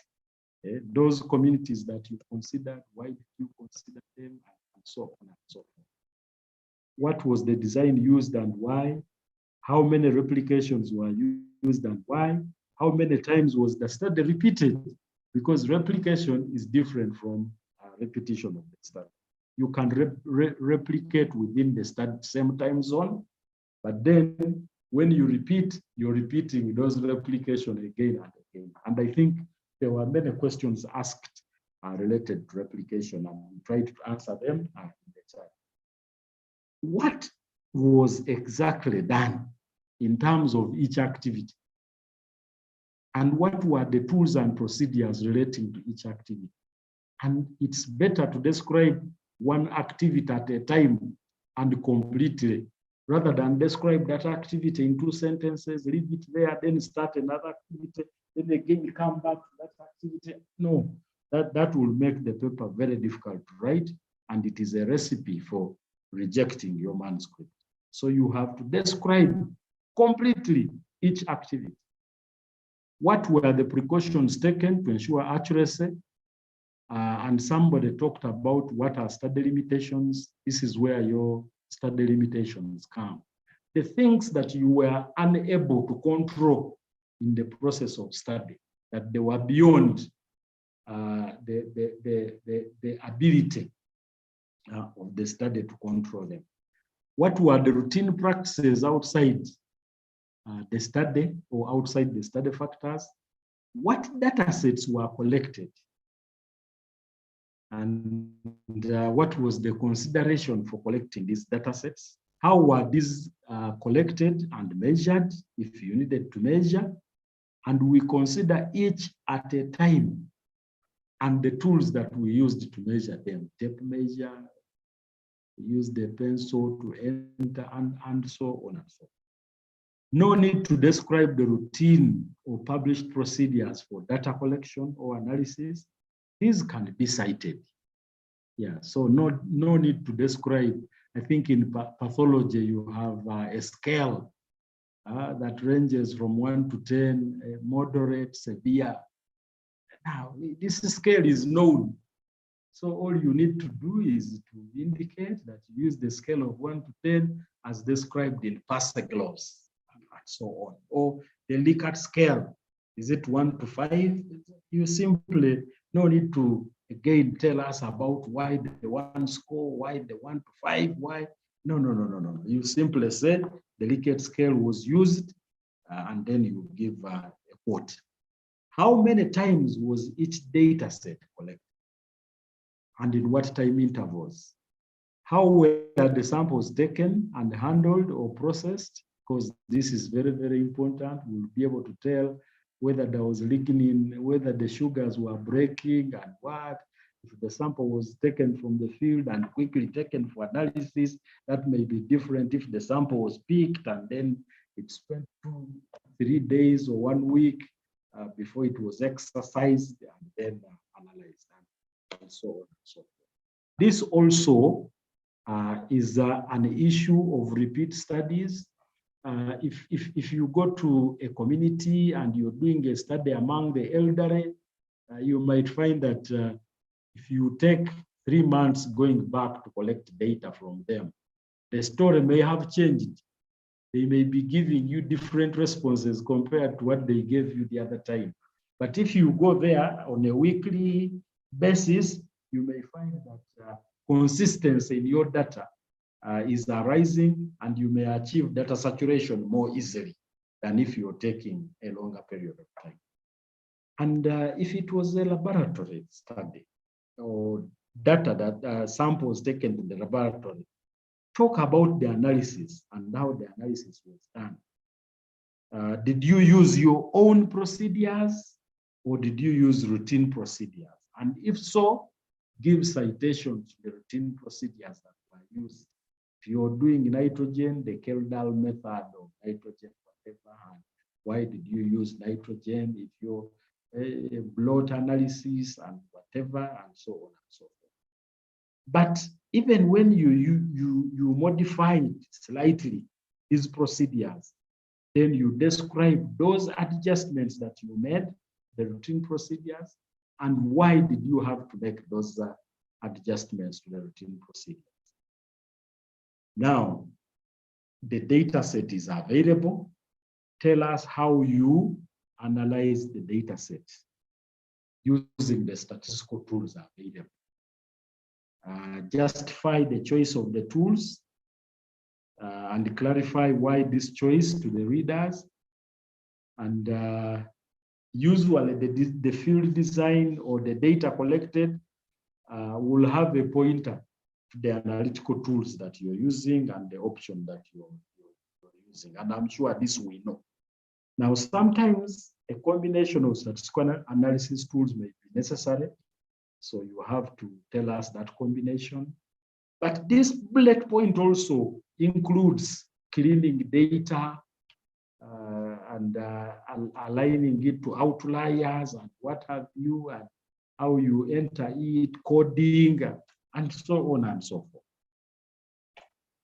Explain any other unique data exploitation or manipulation procedures, for example, transformation, arc-sine transformation, log transformation, and why did you have to do a log transformation, and so on and so forth. Trend analysis, why did you have to do a trend analysis? Maybe your data was following trends and so on. Correlations, we've had some interesting charts on correlations as a cause-effect relationship, and that R value that you generate, the R square, is actually telling you whether there is a relationship or no relationship, and so on and so forth. Describe the mean separation tools that you used. There are other considerations, and so many. For example, when you're doing GIS or mapping, doing biplots, when you're doing content analysis, when you're doing thematic analysis, when you're doing quotations, quotes, as your data, what are the key messages that you're picking from the quotes, and how you picked these quotes. You probably picked 50 quotes from Nelson Mandela, and what is the major theme that Nelson Mandela says in these quotes, and how did you come up with this major theme?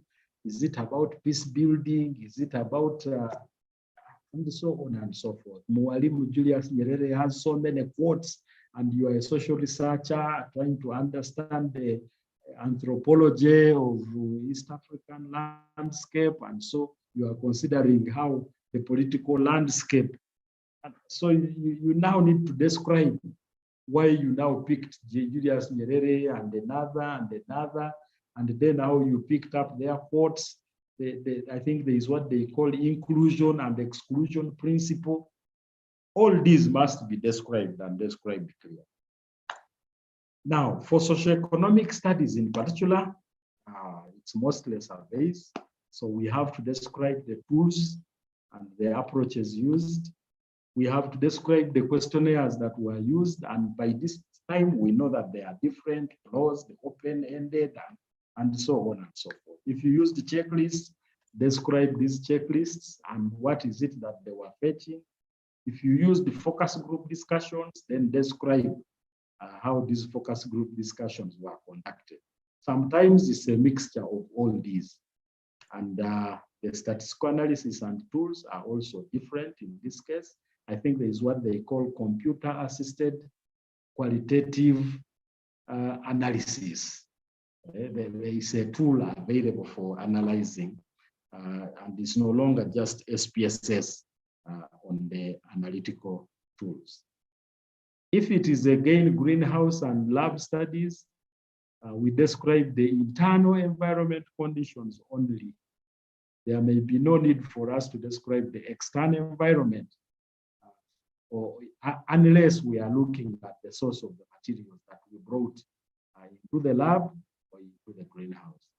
But sometimes you find papers written, it's a laboratory study, it's a greenhouse, and then the authors are really very busy describing the external environment that has no impact on the data that they collected.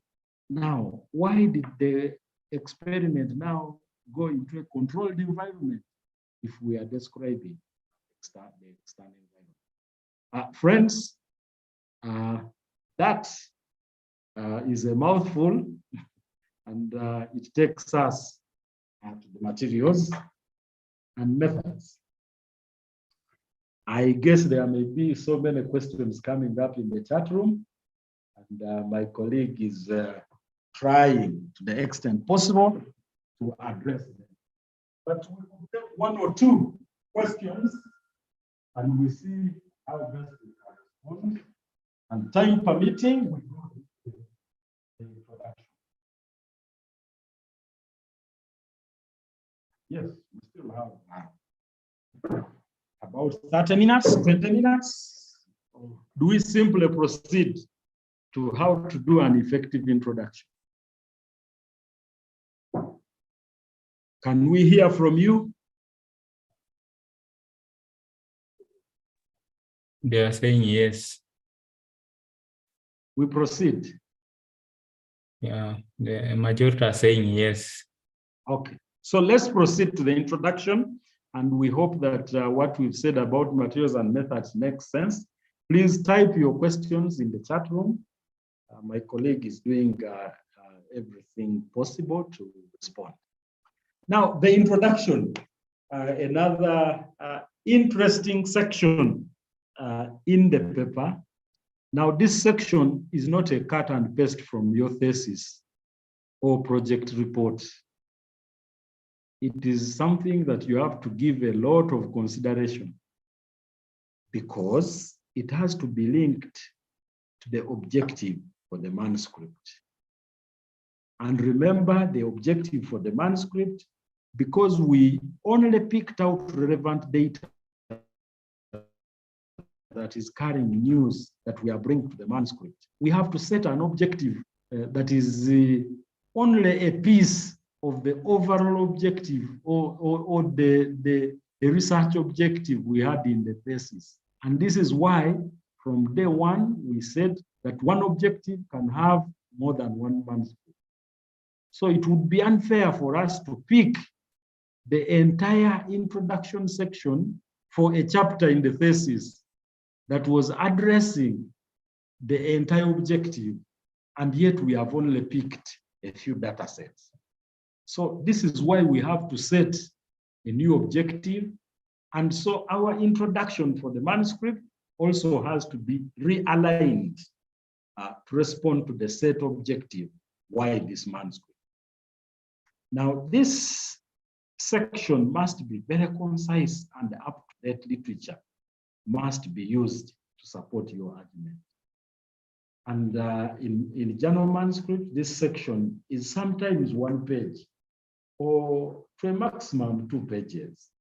Such you can have it 3 pages, such that when it's formatted, it is 1.5 pages. So it is really a very crisp section, very concise, and we write it logically, narratively, and chronologically again.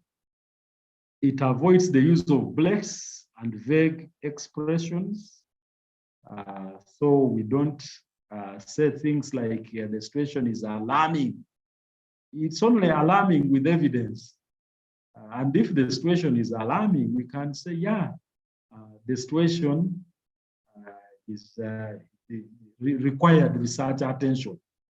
Now, that is more, it's not vague. But if it is alarming, then we need to get data why it is alarming.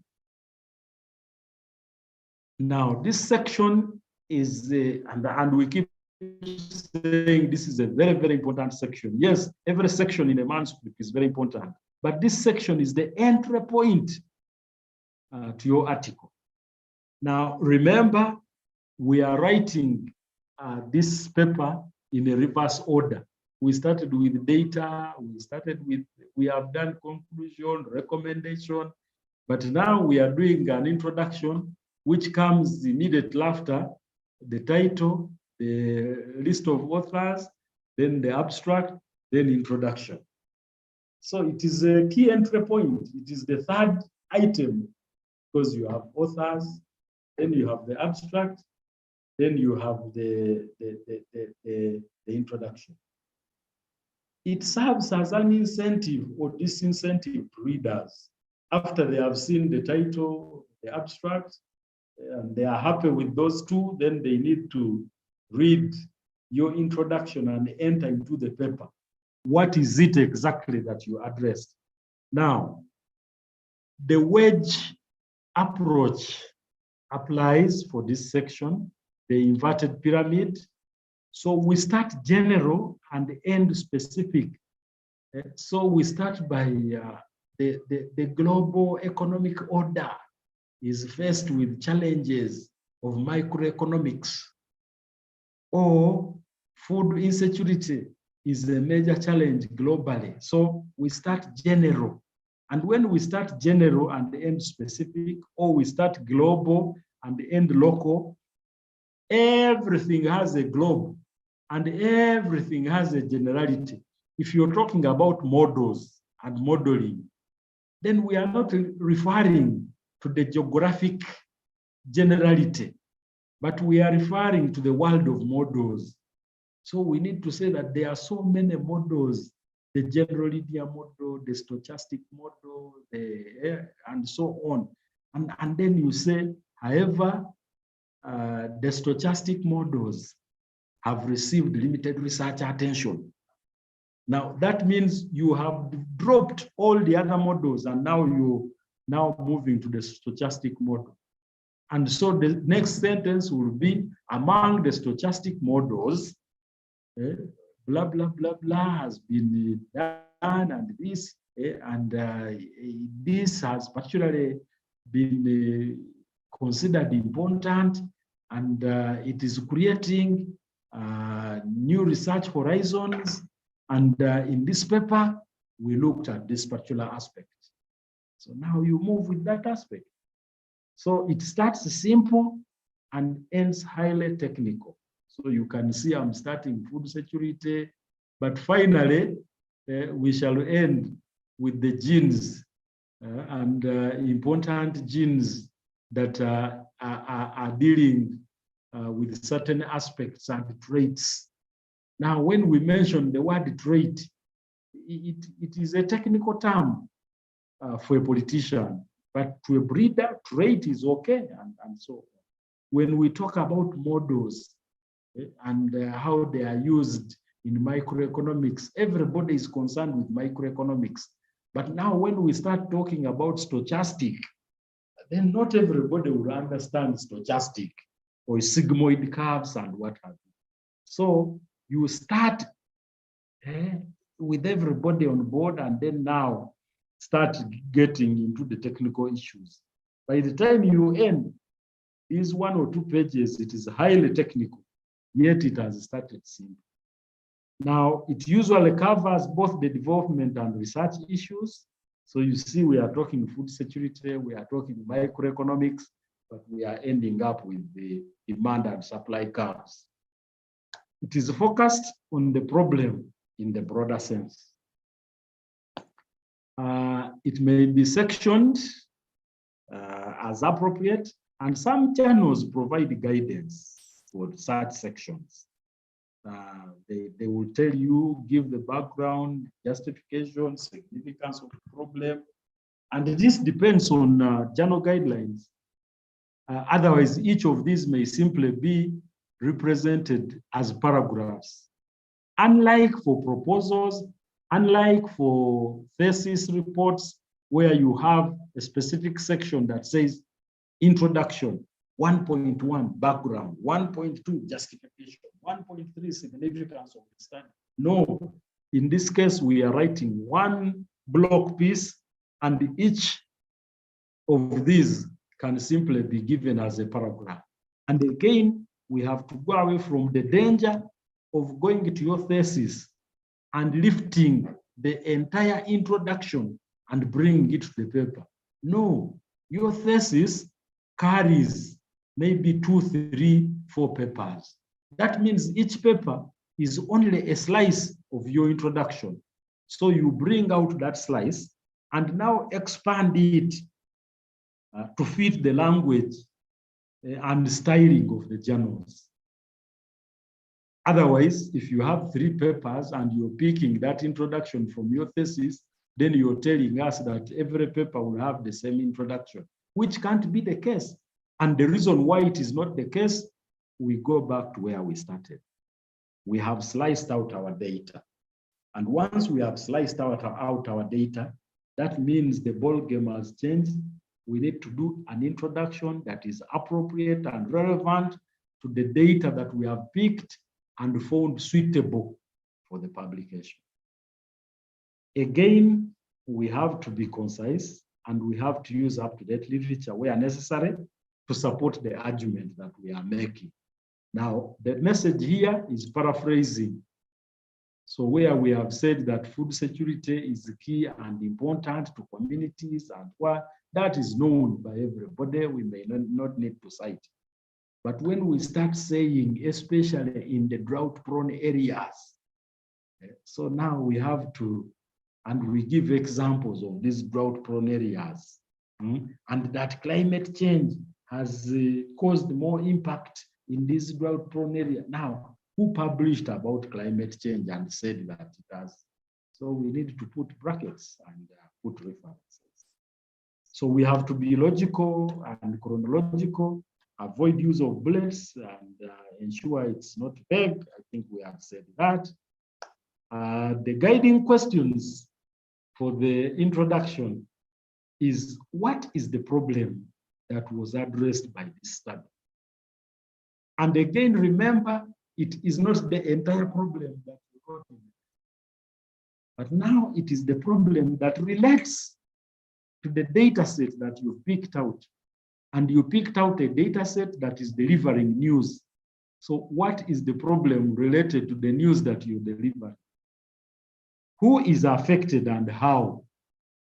And to what magnitude, to what extent?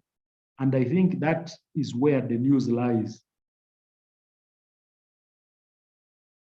Now, communities face a lot of problems, or if we want to say the development context has a lot of challenges. So what is this specific problem for which this data is pointed to? And why are we drawing a priority to this problem for the reader's attention? And what is the size of the problem? Either geographical coverage or the gravity and its intensity, level of damage, the population affected, and what is the empirical evidence? And why is it critical that this problem was actually addressed? What is the anticipated impact if the problem was not addressed? And now that you addressed it, you are giving us pointers to the solution. Where is the entry point for the present study in light of the information that you're presenting? Because you have exposed the gap, and now where is the entry point? And what are the issues to consider in the proposed intervention? And are there additional innovations that may add value to understanding and articulation of this study? And if they were there and certain advanced models, then why didn't this study use those additional innovations, but specifically zeroed in the innovation that you studied? So you can tell us molecular biology has had advances that can sort this out. And we are now using this particular approach that is only a section into the molecular studies. Or you can tell us that, anthropological studies have discovered that observations are important in communities. But observations must be done in a particular way in order to pick out exactly what. So within the world of anthropological studies and ethnography, there is a lot, because ethnography is observing what society does. But how do we observe to finally create a difference from what has already been observed?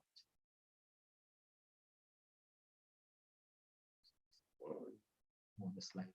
How much has been done so far for locally, that we know locally or internationally about what we did and in relation to the problem that we're talking about?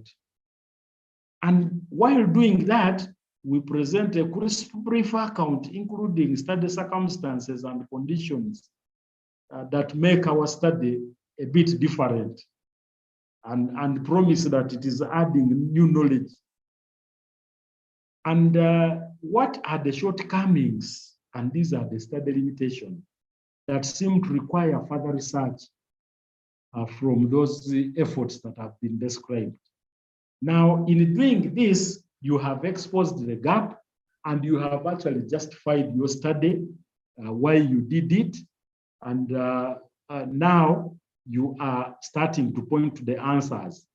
And remember, after this section, you dive into the methodology of the paper. So this is where you are now trying to justify what you did and why you did it. And it opens up to the objective. I know on the slide we are saying objectives, but remember we advise that for journal manuscripts, it is one objective, because we are carrying one message in a journal paper at a time. So we are looking at one objective that relates to the data that we mapped out. This is the last point relating to the introduction. And once you do this, you will have an effective introduction for your manuscript that is crisp and brief.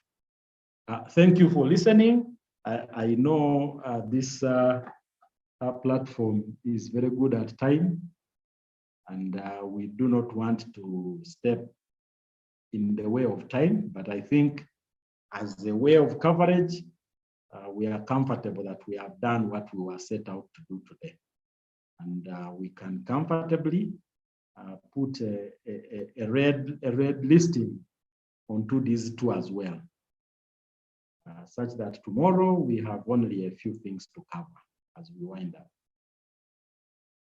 We open it up for questions in the last few minutes that are remaining. Thank you.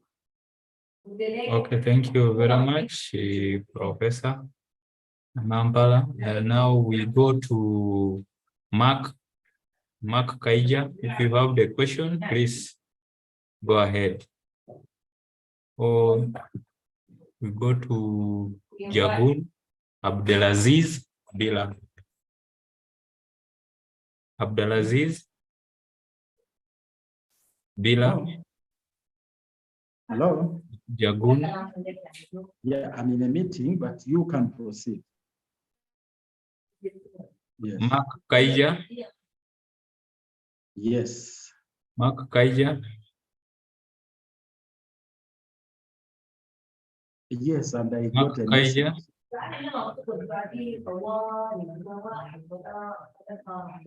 Okay, let me give a chance to Sarah Florence. Sarah Florence, please unmute yourself and ask your question. Sarah, if Sarah is having a challenge, I'm going to give a chance to Dennis Mukongo. Dennis Mukongo.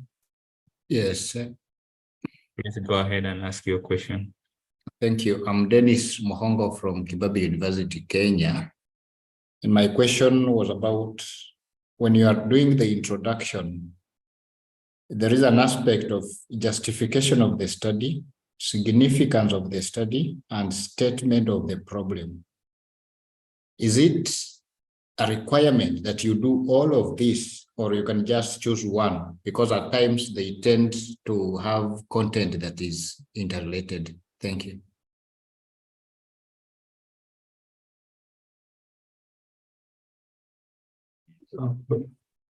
Yes.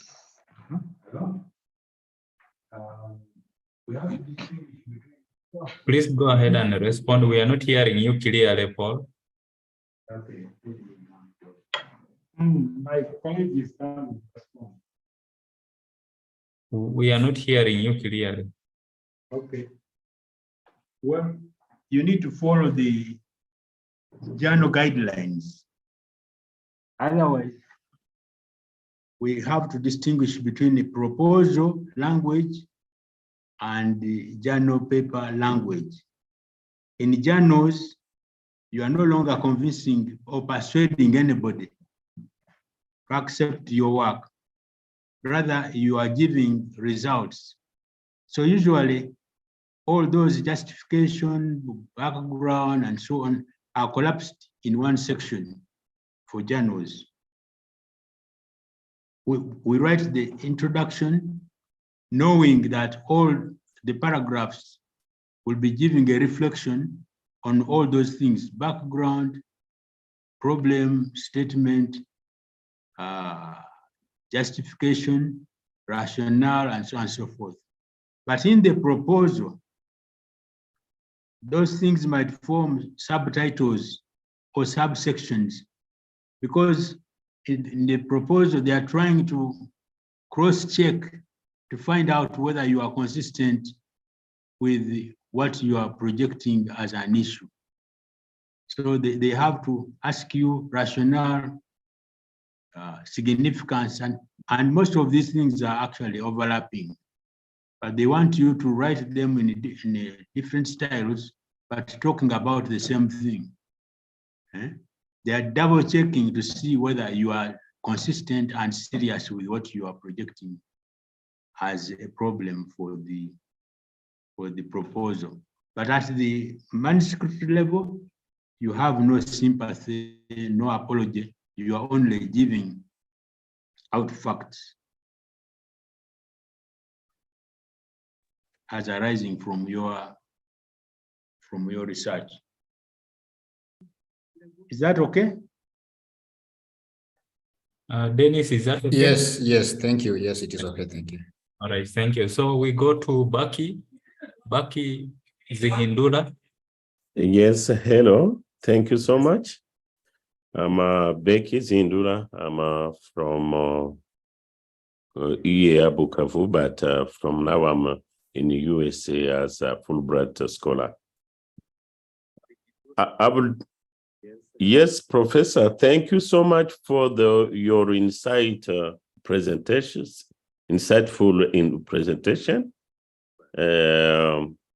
I would like to come back to the introduction because we have some confusion among lecture and scholars.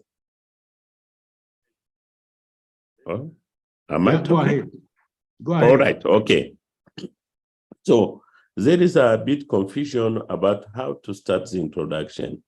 Do we start the introduction about the background or about the objective?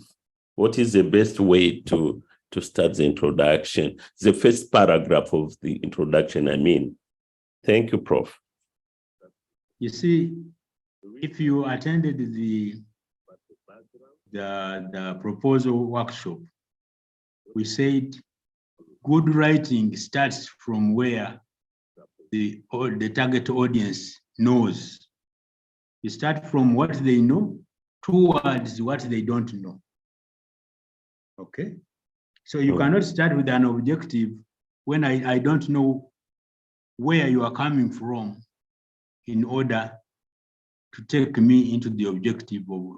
Objective is you are already spelling out what you are going to do.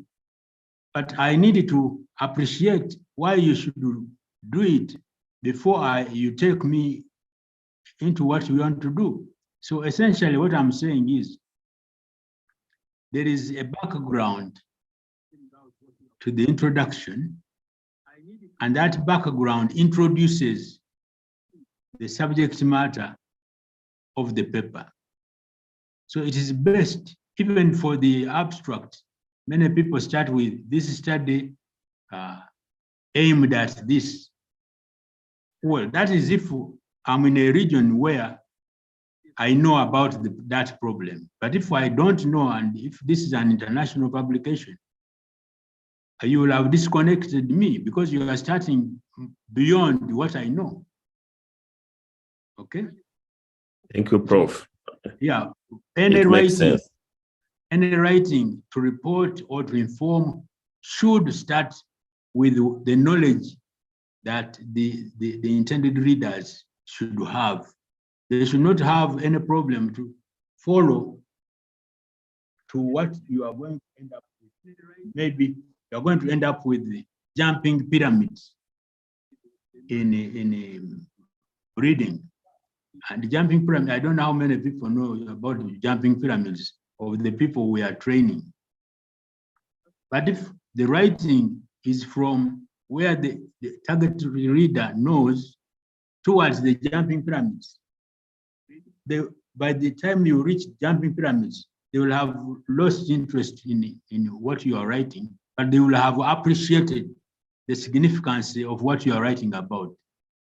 And at that point, they can agree with you that actually what you are going to do or what you did is very important, although I can't understand it all. Okay. Thank you very much, Prof. I don't know whether that is okay with Becky. Yes, it is, please. Thank you. So, Prof, because of time, we should be able to close now. Okay, for us.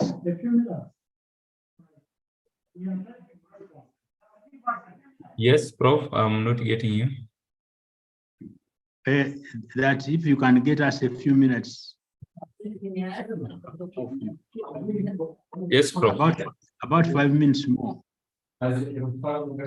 Sorry, you want 5 minutes? Yeah. Okay, please go ahead. Yeah, we can go ahead with some questions, especially Okay. those. We can allow one more person. Let's go with the Richard Kabaka Mumali. Richard, please go ahead and ask your question. Okay, if Richard is having a challenge, let's give a chance to Agnes Wanjiku. Hello. Yes, Hello. please go ahead. Okay, this is Agnes, and my question is about the issue of plagiarism, especially after you publish your articles. As for PhD, we are required to publish 2 papers, and it's very critical to first of all do it as you go on with the write-up and analysis. So what can one do, because you need to publish, and also you don't want them to run your work and then learn that you plagiarized from yourself because you've already published?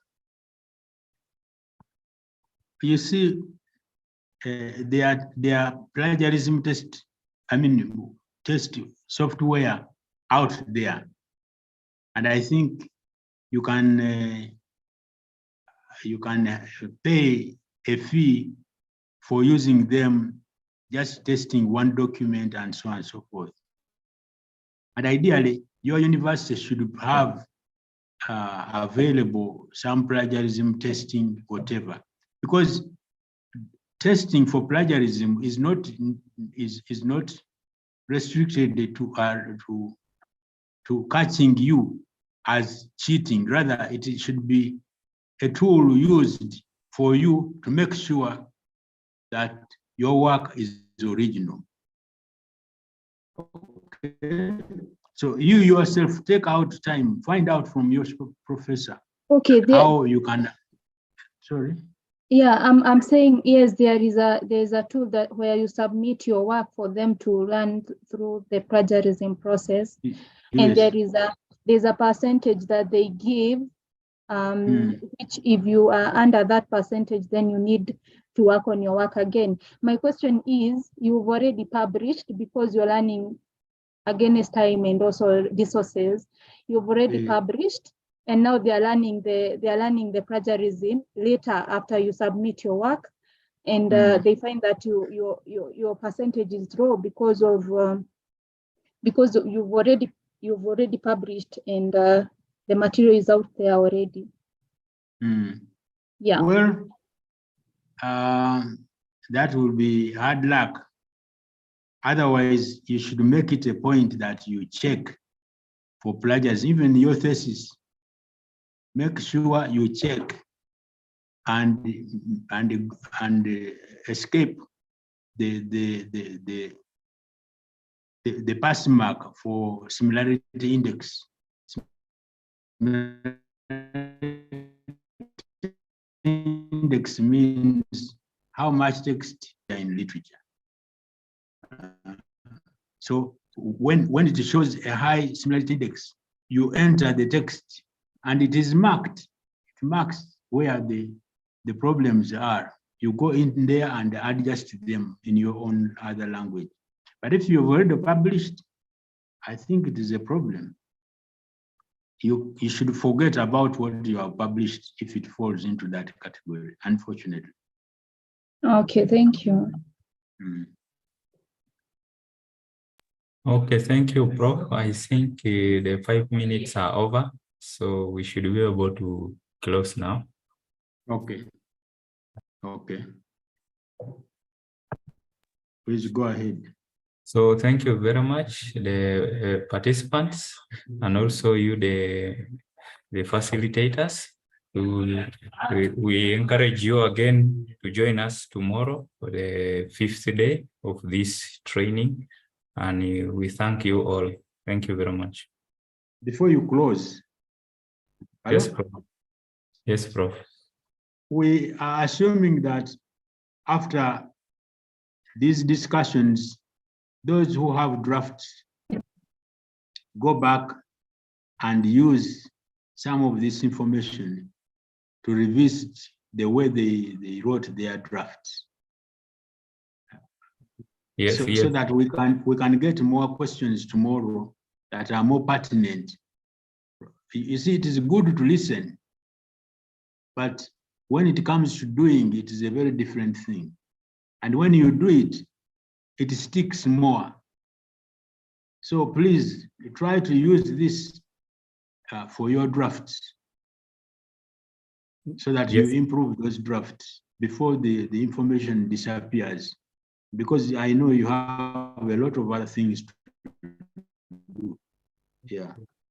Yes, Prof. That's very important. Actually, there is a student from Kenya yesterday who said the first positive work, I mean, because you were going to cover the discussion section. So he was waiting for you to guide him such that he can continue. Now, since he has attended the session, he should be able to go ahead and draft the discussion section of his research, and he should be able to check the draft maybe by tomorrow. But thank you very much. Okay. Can we get one or two to tell us how this is auguring with their drafts? Just one person, if it's possible. Can we do it tomorrow? Okay, fine. Yes, it will be the first thing we can do tomorrow.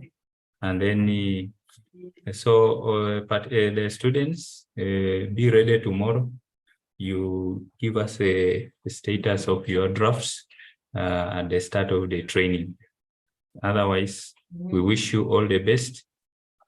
Have a nice day or evening.